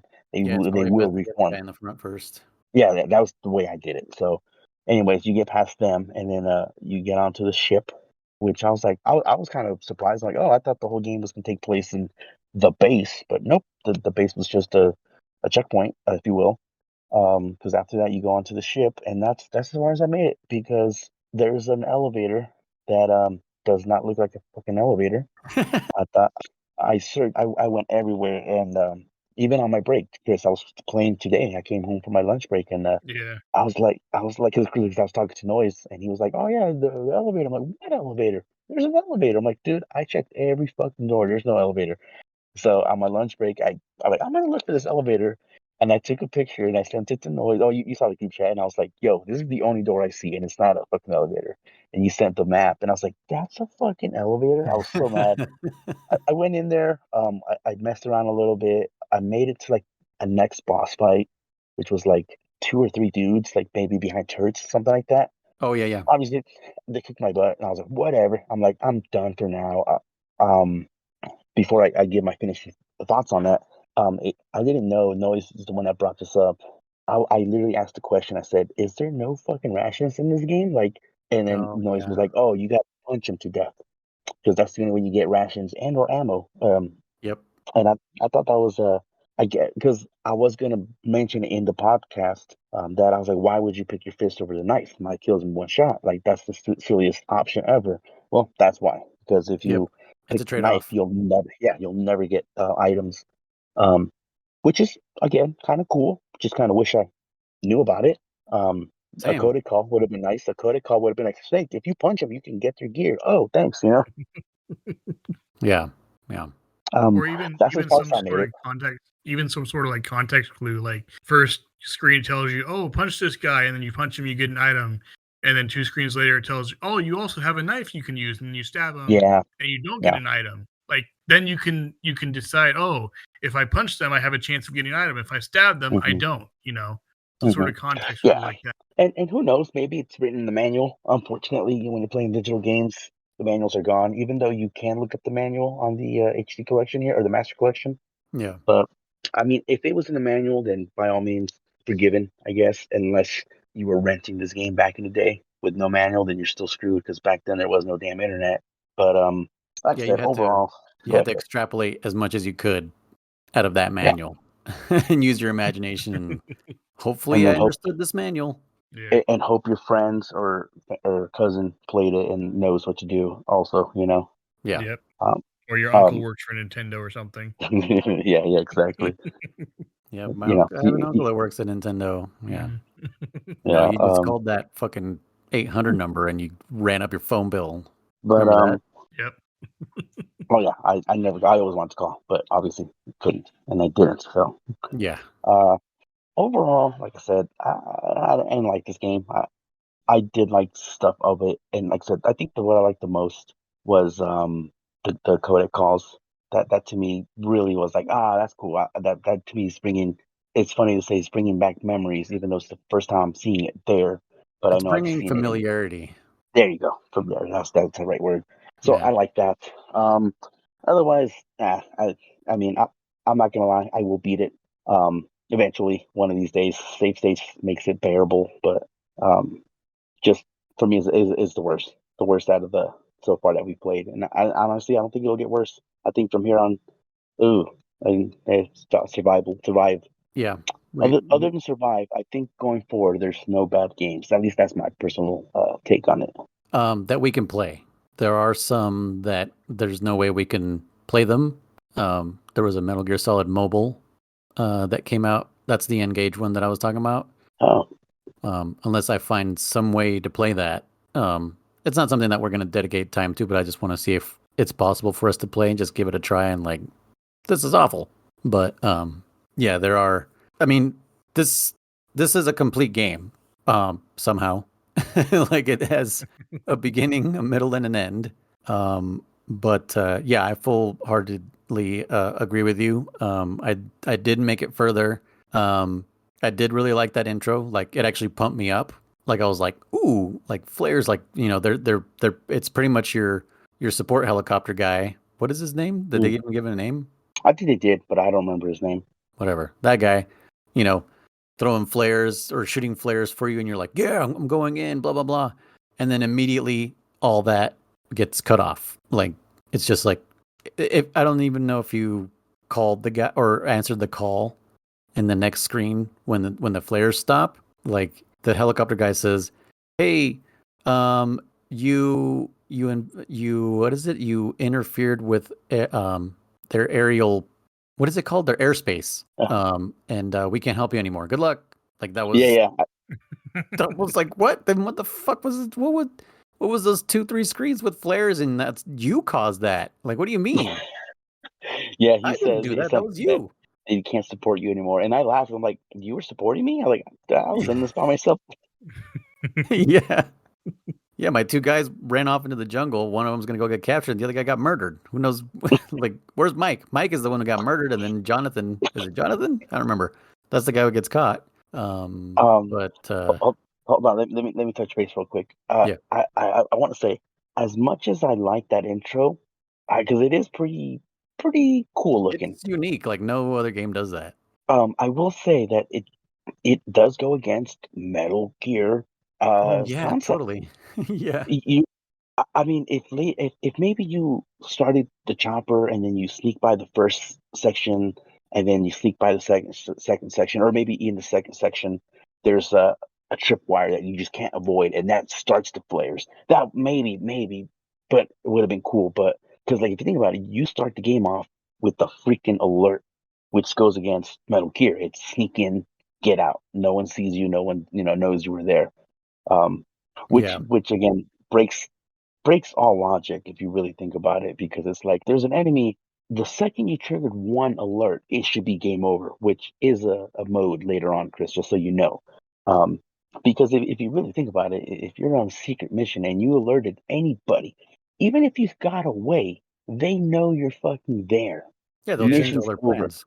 Yeah, mission is over. They know you're there. They're gonna move Metal Gear. They're gonna tighten security, whatever. Any realistic military base or operation would instantly not stop until they found your ass. Versus these games like you set an alert, kill 3 guards, and then that's it. Everyone go back to normal. Yeah. Yeah. Um, but, You but you yeah, made me think that's though. You made me think maybe we weren't the ones setting off the flares. Maybe the enemies were setting off the flares because they were looking for you. Because obviously there was a helicopter. They set off flares, and then by the third or fourth screen, you cleared those flares, and now they're looking for you. That's what I thought. That's what I thought. I thought it was them setting off the flares. I always kind of just thought it was there's a chopper. you can hear choppers. I mean, the choppers have to get pretty damn low to the ground for you to jump off of them. Yeah. Even if you rappel off a rope, it's still low enough for people to be, there's a freaking chopper here. So I always thought that's what it was. It was that they were sending flares just to light up the area because they knew there's a chopper in the area. There's probably Okay. people on the ground or something. So I thought that was the enemy. So then I was thinking of it backwards, yeah, because now that you mentioned that, it's the only way it makes sense for Metal Gear is, oh shit, there's a helicopter, and we got to find whoever these guys are, and then when you hit the spotlight part, that's what you want, even though it's off, like you just don't want to deal with that. That's what you want. You want to be in the dark, avoiding spotlights, and this is the first game that uses spotlights in the series, because obviously those are going to be a thing later on, especially in like a 3D space type of Metal Gear. If you think about it, it has to be. But there was 2 hostages in the jungle. I managed to find them, and I accidentally hid in the bush. I didn't know how or why it worked. Oh, nice. Until later. And by later, I mean 45 minutes later. I think that's about how long it took me to get out of that jungle to finally hit the perfect spot to hide behind that bush and trigger that cutscene. And then I got into the building, died somewhere in there, realized I hadn't saved state, and started all the way back from the beginning. And again, struggled to figure out how the hell did I trigger hiding behind the bush. Like, it was not great. Not great. Yeah.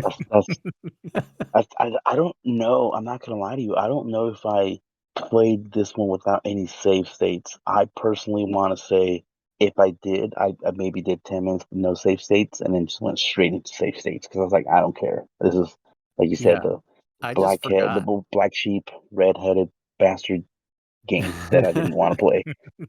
Yeah, no, I just forgot. I was like, oh my God, I didn't save state. And I was like, dude, where is it going to start me? And I was hoping at the beginning of the building, but no, it started me outside again. And I was like, oh my God. But yeah, immediately started noticing differences. I don't know why that make the connection. Well, I mean, because the game doesn't tell you, but I did kill someone and they dropped a ration, and nothing in my brain was like, hey, these enemies drop items, because the MSX version of Metal Gear and the NES version of Metal Gear, those enemies don't drop anything. No, So they this do. On the MX, they do. Really? What do they drop? At least rations for sure. What? Now, I've only gotten rations through punching that I can think of. I don't know if you can get them by shooting, but I've gotten rations from enemies. Right, Chris? I'm not Definitely crazy, not right? by shooting. I only ever shot the enemies in the NX version. I never punched them, so I didn't know. I don't know if that's a thing. I honestly don't remember. I do very little Double check, punching. but I'm pretty Well, to damn death, sure I at got least. rations. Yeah, Okay. punching to death. Which I know. now that I think about it, I guess. Go ahead, Chris. I know after you kill the Arnolds, you get the was it key card 7? Key. Yeah. So I mean, That's the I only don't know if drop I that's remember. yeah. No, Oh you no, do and definitely then do good stuff. the one guy with the hostages, Jennifer's brother, he dropped something too. Key card 8, I think, or 9. I don't know anymore. Yeah, key card 8. Yeah. Yeah. You know what? I guess there was complete context clues, which was they drop shit in the other games if you punch them. But again, I was like, why would you Oh, not use a knife? And I was like, but again, unless I'm going crazy, you can punch them, and it's random though. It's not guaranteed. It's just right. random when they'll drop something. So, Yeah, it's a rare drop. which again doesn't matter because oftentimes you can just reload on in any room that has the item you want, anyways. So, why would you go around trying to farm for a Yeah. ration, a 1 out of 10 when you can just find the room that has rations and just walk in and out 6 times, 7 times. But like you said, in this one, I think the jungle, I had to go all the way back into the jungle just to farm enough rations to take the hits from the football bosses. I Because didn't that's do what that. the I should guide have was done that. saying. Yeah, the guide was like, you got to tank some of these, man. Like, you're not gonna make it unscathed. And luckily, shout out to my homeboy Ridley Badass Gaming. He was in the chat and he was looking up guides also, and he's like, hey, they're saying like to use explosives, and you got to like, so basically you had to do like a U shape, like drop off an explosive and then do a U shape down the bottom of that opening or whatever that crevasse is that you're at, and then that it kind of leads them because the AI is dumb as shit. It just kind of leads them in that direction, and you kind of just like you kite them pretty much. And I tried. I mean, movement's a little hard, but I can it's see it super working. hard.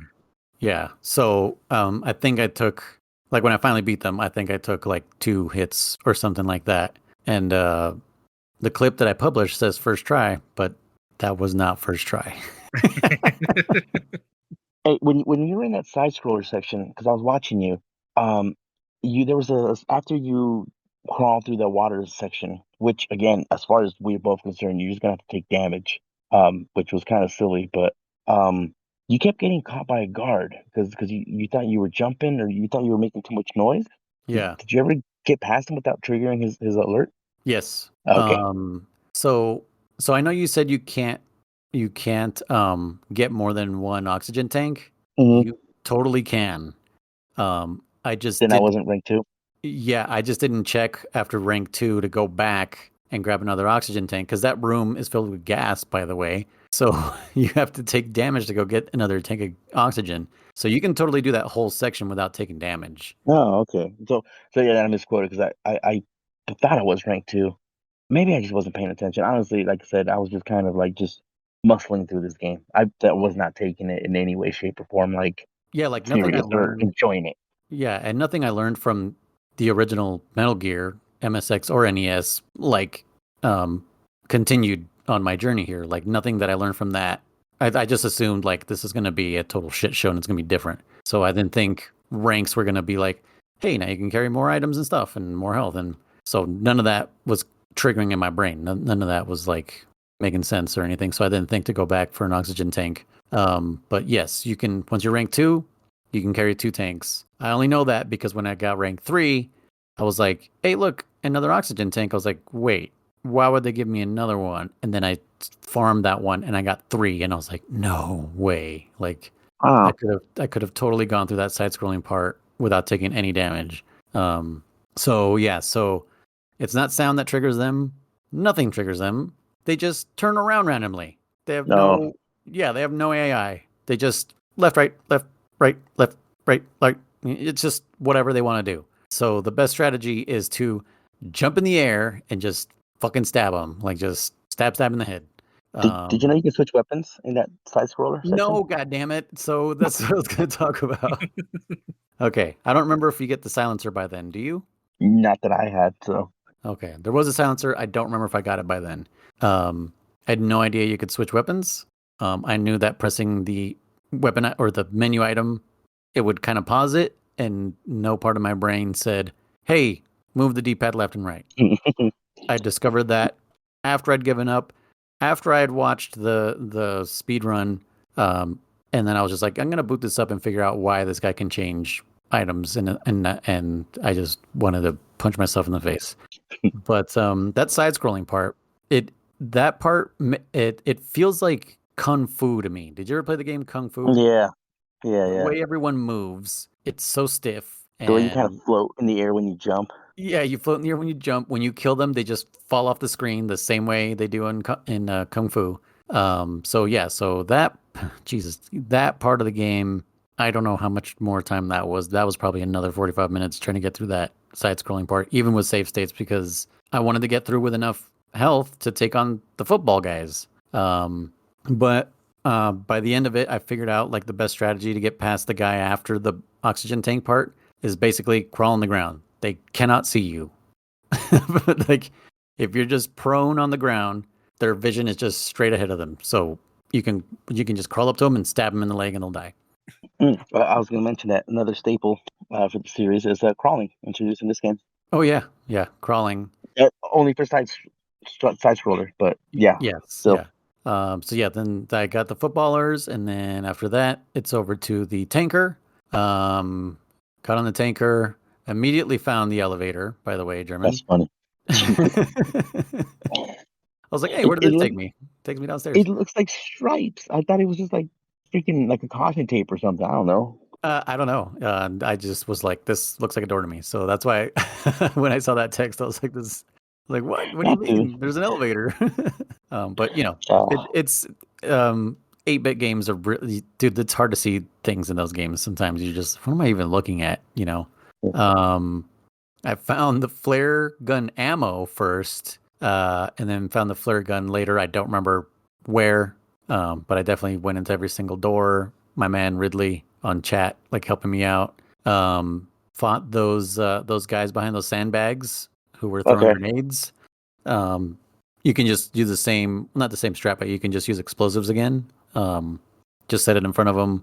Just keep moving, like don't stop. And then after that, I guess that tanker has multiple Metal Gears from the first game that didn't show up because there's no Metal Gear in the first NES game. But it's the same 8-bit artwork from the MSX version. It's that Metal that's Gear, cool. the TX, whatever it's called. Yeah, so there's like 6 of them or something downstairs, and your job is to blow up that area, which I guess it's called the ammo dump down at the bottom. You put an explosive next to all these pieces of ammo, I guess, and then it triggers a little cutscene, and then oh, by the way, it's that's like a flashlight room, so that's why you need the flare gun. Oh, Because you shoot a flare like the beginning of the game, and then it lights up the whole room. And there's a bunch of these little, they look like likes from from Zelda, but they move like those spiky things from Ocarina of Time. If you know what I'm talking about, spiky. this like Oh, they're like like in the yeah, desert? like well, I guess they're not just Ocarina of Time. They're even in the first Zelda, but like The Weavers, I think, in the desert, right? no, not the levers. Actually, yeah, no, you're right. I'm thinking of different things. But yes, they actually move more like the levers. But if you touch them, what they are is they're sensors, and they trigger an alarm. Mm. But anyways, past those, put the explosive on the ammo dump. Then it's like cutscene blows up, and then it's like run, get the hell out of here. And then the entire screen just like shakes, and you're just like running out. And I didn't know where to go, so my entire time trying to escape the tanker was running around. Also, I was curious at one point and ran in the opposite direction that I knew I had to go, just because I was like, "What's over here?" Oh, nothing. Literally the same screen I was just at. And so got to the top of the tanker. I wasn't in the right spot apparently, and I died. And so then I had to do that all over again, which wasn't bad. Like the checkpoint was once again at the elevator, so it wasn't a big deal. I already had all the items I needed. And so I guess there's a room if you're looking at the screen like northeast, southwest, it's over to the east, and then it's like where the helicopter picks you up and cutscene, get out, and then they drop you off in a desert or like a desert camp or something, and that's the third area. I needed a mine detector. I found it, and I actually really like this mine detector compared to the traditional Metal Gear mine detector. Traditional mine detector is pretty much just here's all the mines. You can just see where they all are. But the one in Snake's Revenge is literally kind of like the one you would see dads using in TV shows at the beach. You know, like just a metal detector. The only reveals what's in front of you, more or less. Yeah. Yeah. So it has a little thing for where you're going to reveal something. And yeah, I was like, oh, this is actually pretty awesome. Like I feel like that should have been used in more Metal Gears, but obviously, probably wouldn't have been as fun. That's cool. But yeah, then I had to find like a secret entrance to get to a train, which I never made it to the train. This is pretty much where I stopped. I found the secret entrance, and there was another side-scrolling part with underwater again that I had to go through. And the reason I stopped is because I didn't know that I can change weapons and items, and I needed to use an explosive to blow up this wall underwater. And that's where I stopped and decided to just watch a speed run on stream, because by that point I had been playing for 3 hours and almost 4 hours, and just watched like a 30-minute speed run, and was baffled that this man, whoever he is, Chris, Yeah. the name of this man, which this is why I think you're fucking with us, but the name of this man is Dammit. His name is Dammit. So I think Chris is a secret agent. I think he's a secret foxhounder. He's a foxhounder. He's been fucking with us the whole time. He just speedruns Metal Gear on the weekends. I know, right? Jeez, he's got the world record. How much more game was left based on where you left off? 3/4 more. So you were Three only quarters 25% more. through? Yeah. So according to Ridley, who was helping me, he said where you got to was 30 minutes if you know what you're doing. And there was still an hour and a half left if you know what you're doing. Jeez. Jeez. I'd only done a quarter of the game. That's definitely where Wow. I give up. I was like, no, no more. Yeah. So it is definitely longer than the Yeah. MXX and NES versions for sure. Yeah. It's about like a 2 to 3 hour game. I guess average for people. When you know what you're doing. Mhm. Yeah. Well, see, that was Damn. the thing with the MSX version too. Is I looked up before I started playing, just out of curiosity, like how long does it take to beat this? And it said 4 hours. And then, like I said, if you know what you're doing, I was like, oh, that's not me. And it took me, and that was with the walkthrough, probably what, a third of the way through that game. It took Yeah. me about 20 hours to get through it. So Yeah. Well, I will say, just based on what I feel, at least as far as I made it, there was no going back and forth like there was on the first game, where you go to building 1 to go to building 2 to go back to building 1 to go to building 3 to go back to 2 to go back to 3 to go back to 1 to go back to 3. It at least yeah, this one seems like it doesn't do that. Like because once It's you build a way more tanker, linear. Yeah. yeah, you're not going back to the tanker. It's done.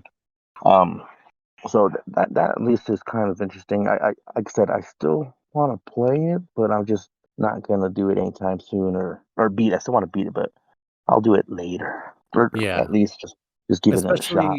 Especially after seeing what comes next. I was absolutely just amazed and disgusted at the same time. I was like, who the fuck made this game? Really? But at the same time, like, this is actually pretty good shit. And it sucks that it's a Metal Gear game. Like, I want to give this game more credit, but it's a Metal Gear game and it makes me mad. Hmm. But also, I'm kind of I'm kind of grateful because I would have never seen this game if it wasn't a Metal Gear game. Yeah. You know what I mean? Like if it was something else, I would have never known anything about it. It would have been one of those thousands of NES games that got lost in the ether that nobody knows about. yeah. Oh yeah. Especially so late in the release cycle. 1990. You said. Yeah, nobody gave a shit at that point. Now people were already pretty much getting ready for the Super Nintendo or playing whatever the Sega Master Drive or something. I don't know, whatever Neo Geo or something. Yeah. Yeah, because Super Nintendo came out in 91, didn't it? Oh, okay, 91. I wasn't sure if it was 91 or 92, but yeah, I think you're right. So since Chris didn't really get to play it and isn't going to be able to beat it, at least not trying to throw shade at you, but are we going to talk about spoilers in this game, if you will, Luis? Like let them know what happens? Chris, you're just probably going to watch a speed run of this, or did you already watch Yeah. a speed run of this? I haven't watched the speedrun or anything of it yet. Like I said, I started to watch Noise's VOD of it, but didn't get very far. But yeah, I'll probably watch the speedrun or something, so I'm fine with spoilers. Oh, Well, well, actually, I honestly go ahead. don't know what the hell happened because the You know speedrun what? doesn't show you any of the story, so I don't know what the fuck happened. Oh no, Okay. you know what? You know what? I don't know what I wanted to talk about. I think we will leave it on. We'll leave it be because since this is the unofficial sequel, it might not even be in this game. Um, it might be on the official sequel, the Metal Gear Solid Snake for the Nintendo, the one that Kojima made. So we'll hold off on that. Um, Okay. you probably know what other I think I know what you're talking spoilers I'm about. talking about. Yeah, Yeah. yeah. So we'll leave that for now. But so then, so this game, All like I I know said, is that Jonathan gets found again, I think, and Mike for sure died. And after his death, he went up 3 ranks, damn, which I don't know how that's a thing, but apparently I think it is. one of the I mean, people in my don't. chat was like, "That's a real thing that happens," and I'm like, "That's fucked up." I was gonna say, don't correct me if I'm wrong, but I think that's the real thing. If you, I don't know if it happens, period, but I think if you at least died and it was At a least, sacrifice for the. Yeah. No, no. I meant to say man, if I could if just you die, I could died, go up 3 ranks. if you died and your death was somehow Honorable. Yeah. beneficial, yeah, to the mission or something, you do get promoted. And again, that's kind of it's hard. I mean, you're like you think about it like that's fucked up, but also it's like, I guess that's the least army could do for you. You died, and they're like, well, Yeah, okay, you're for you and your family, I guess, to yeah, make them feel better that you did something that wasn't completely pointless. So Yeah, it is. It's a real thing, and it's crazy. It's crazy to think about that. Yeah, someone's like, "Oh, you've been, you were promoted. I don't know my ranks, but from private to freaking first sergeant or something, whatever. But yeah, that's interesting that someone I that did, they actually kind of threw that in the game. Huh? I didn't say it on stream, but for sure it made me kind of depressed. I was like, that's real sad. Like I know we're dunking on this game, but that fucking guy died at the beginning of the game. Jeez. Well, And I yeah, mean that's tying in with the theme of the game. Soldiers being used yeah, and that does and kind of just yeah, that's true. Soldiers serving their purpose. you know. But yeah, anything else you want to add on this one, Noise? I'm trying to No, think if there's anything else that I kind of want to bring up, but I said no. If my if things. anything, it just brought back that tension in my shoulders. Talking about that game, like I was, I had high blood pressure for sure. By the time I was done, and watching the speed run didn't help either because I was like, no way, dude. Like this, I don't know how anyone could do this. And just knowing in my brain, like before I die, I'm gonna beat this game, and I'm gonna have to go through all that without knowing what I'm doing. Kind of stressed me out. So no, I mean, I have nothing left. The only thing I'm going to say is just going to remind listeners that you can play along with us. I know we already played through the first three Metal Gear games, but the next one's going to be Metal Gear 2: Solid Snake, the official sequel to to Metal Gear on MSX, made by Kojima, influenced by Snake's Revenge to be created, and they were both released the same year, crazily enough. So that means that he heard Snake's Revenge was in development and then managed to create what seems to be a masterpiece, is what a lot of people say about Solid Snake. So I'm actually pretty stoked because I've never made it very far. Like the beginning's pretty hard. And there's a lot of new mechanics that are very welcome, but it's just hard to kind of To execute them. yeah, like to wrap your brain around that kind of stuff in two-dimensional space instead of three-dimensional space like I'm used to. That's where I'm struggling. Because all the things that you can do in Solid Snake, you can kind of do in Solid, and my brain is thinking in 3D instead of 2D, and so I think that's where I'm going to struggle the most. So yeah, so if you're listening, you can play along. We're going to play Solid Snake in the next one. Do you guys have anything to add for that part? Yeah, I mean, I just wanted to say I'm also pretty excited because I've never played this one like at all, like touched it. Period. I've seen tiny bits of Let's Plays. So I do know that there's a bunch of new mechanics, quote unquote, that are introduced that will carry over and whatnot. So I'm excited. I don't know if I'll be able to beat it.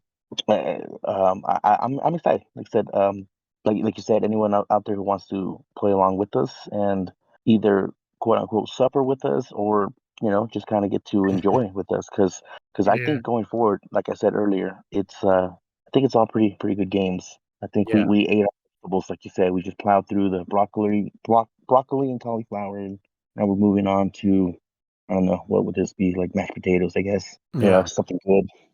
Yeah. So yeah, according to the internet, this is a good game, a great game. So it should be pretty dope from here on.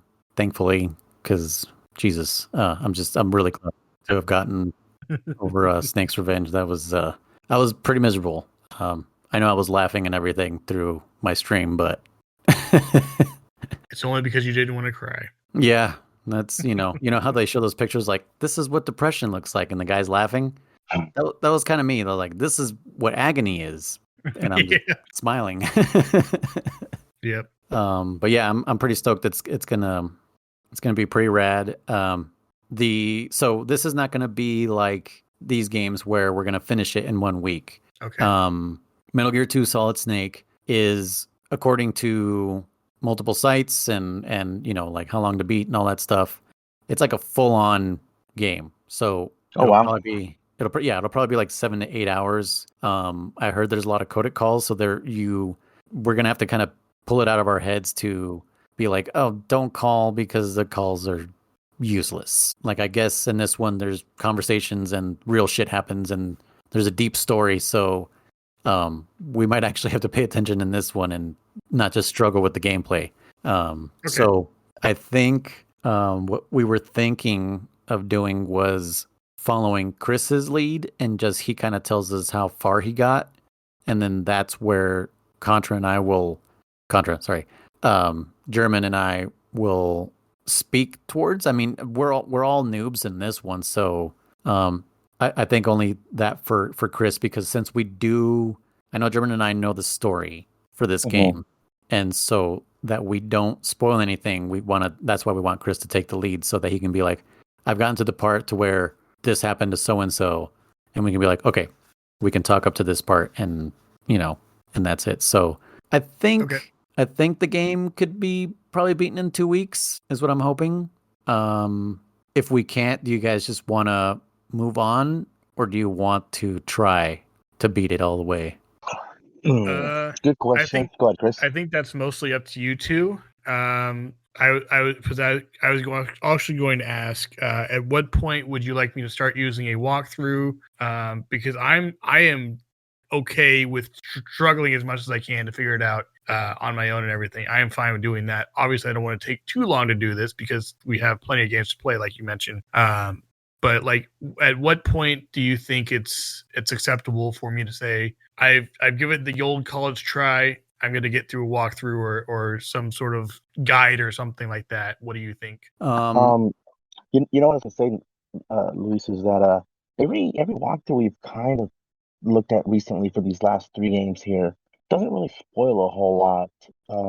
Yeah, I don't know. I think as long as you're not like skipping ahead on the walkthrough, I think we should be fine. Maybe Noise or I can look for one and then be like, oh yeah, just use this one. Personally, I don't want you to suffer because I want you to enjoy these games with everything coming forward. So I mean, I want you to beat them, and I think give it the good old. My vote is give it the good old college try, and then be like, I don't know what the hell I'm doing. Pull up the guide just to get to that section, and then obviously like kind of tradition, close it up, try again, and then I'm stuck again. What's next? I think because we are kind of setting ourselves the time limits to an extent, and we are trying to complete them, especially going forward.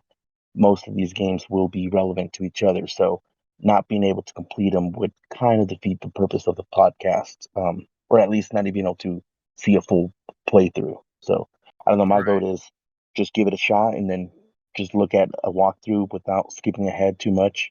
Noise, what do you think? yeah. I don't think any moment is too early. Okay. Yeah, I think it's fair game because like German's right. Like, we want you to enjoy these games. I am stubborn and I will go as far as I can. As you guys saw, I beat the NES version, which I never thought I'd ever do in my entire life. Yeah. So yeah, I mean, I'm gonna go as far as I can without a walkthrough. And I have 3 different versions of this game, and I do want to see the differences. The thing is, I don't know how I'm going to do that if this game is that long. I know, because the MSX version.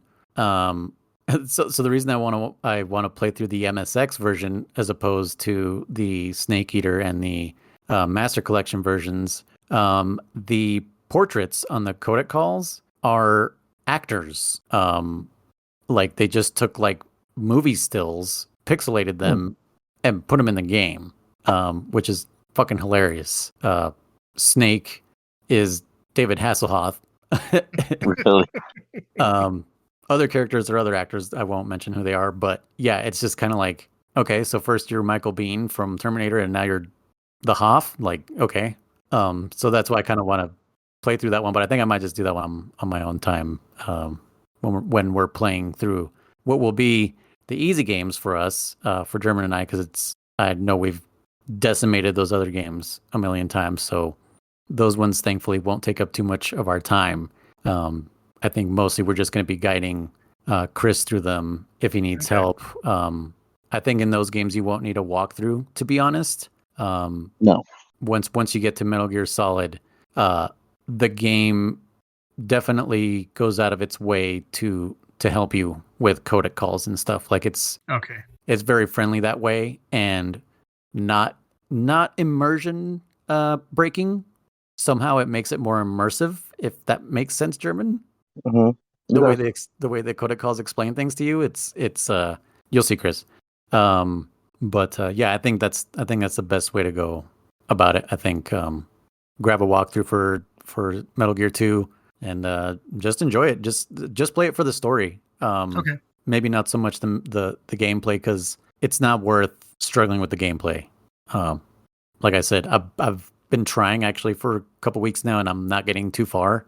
I'm also playing on normal. I might just play on easy because it's like it's kicking my ass, and I want to get further. But yeah, I think that's the plan. What do you think, Chris? I'm good with that. That sounds good to me. Okay.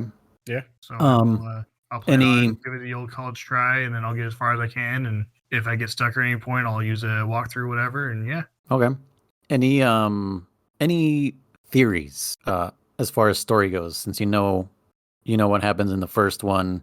You helped a foxhounder out. Yeah.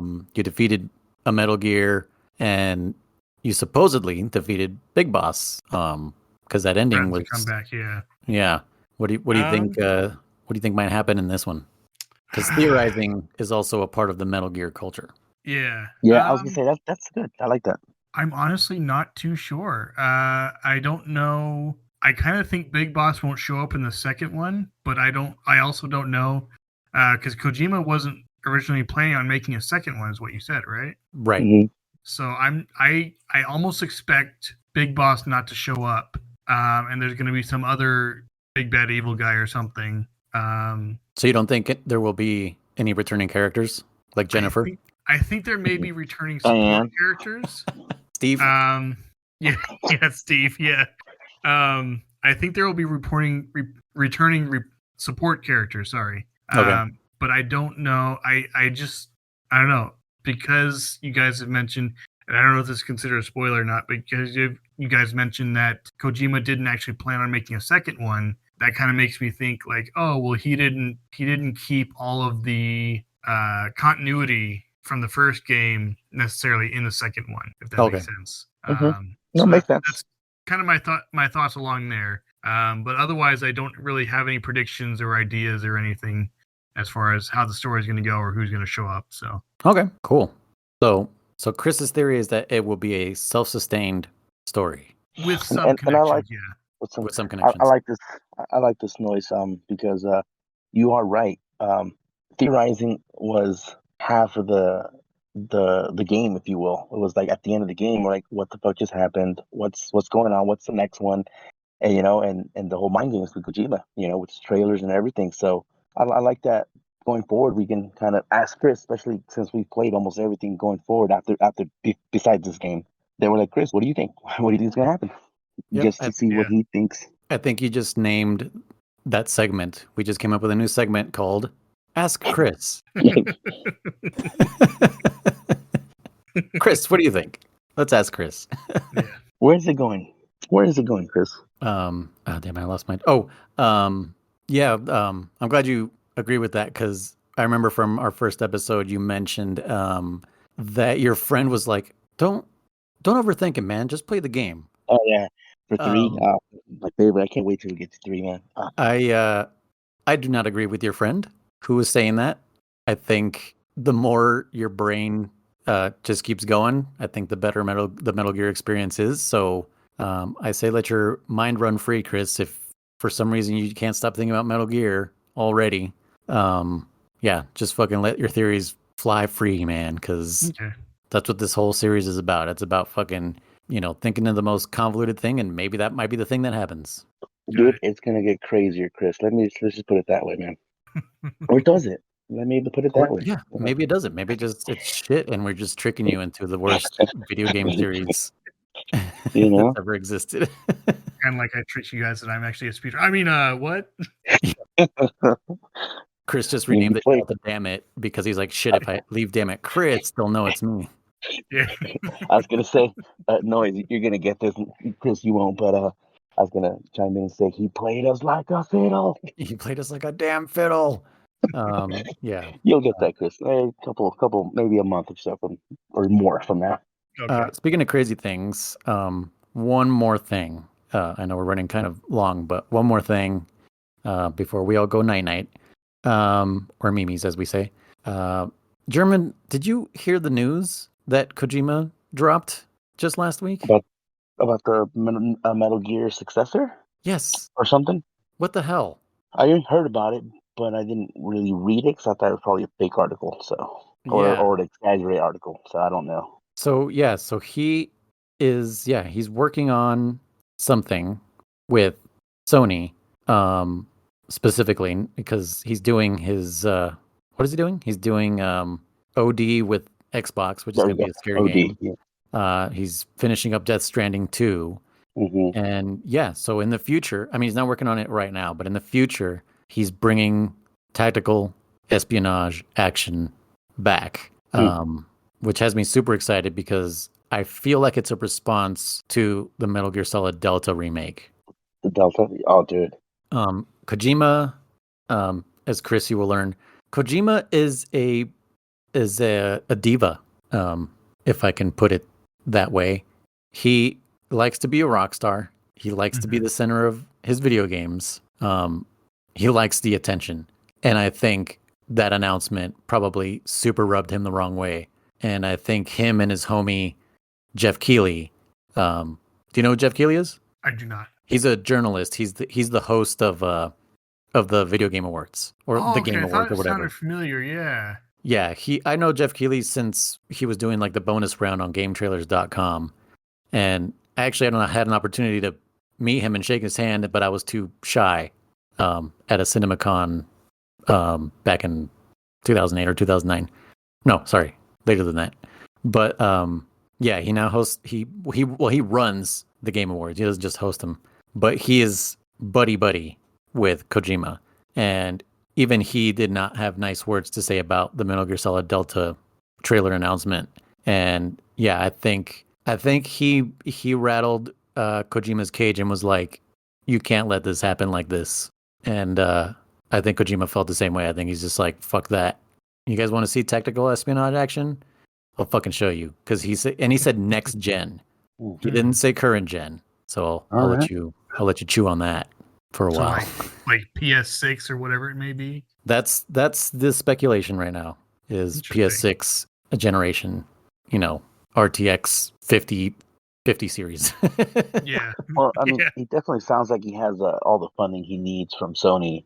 It sounds like they pretty much gave him carte blanche to do whatever he wants. So yeah, and he was standing next to I forget the developer's name. Sorry, developer, but the lead from Guerrilla Games, the guy who gave him the Decima engine for Death Stranding. So you can tell they're going to be working pretty close together.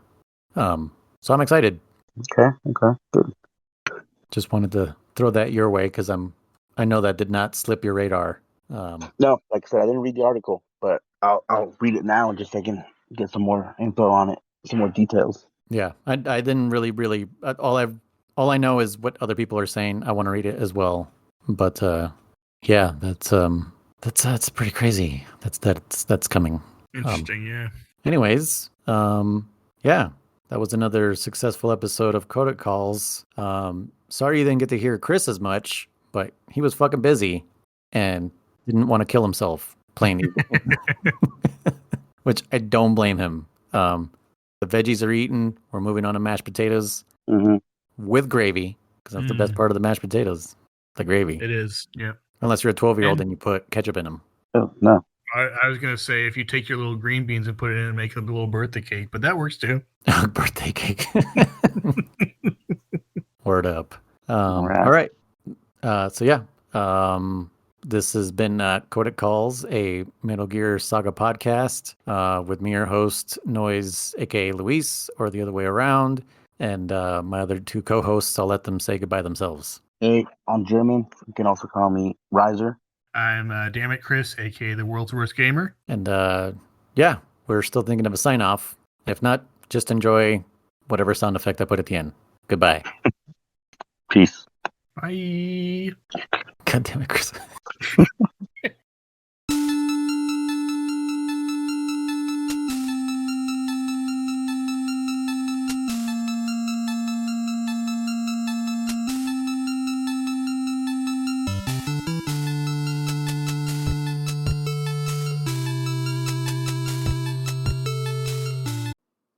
Yes, sir.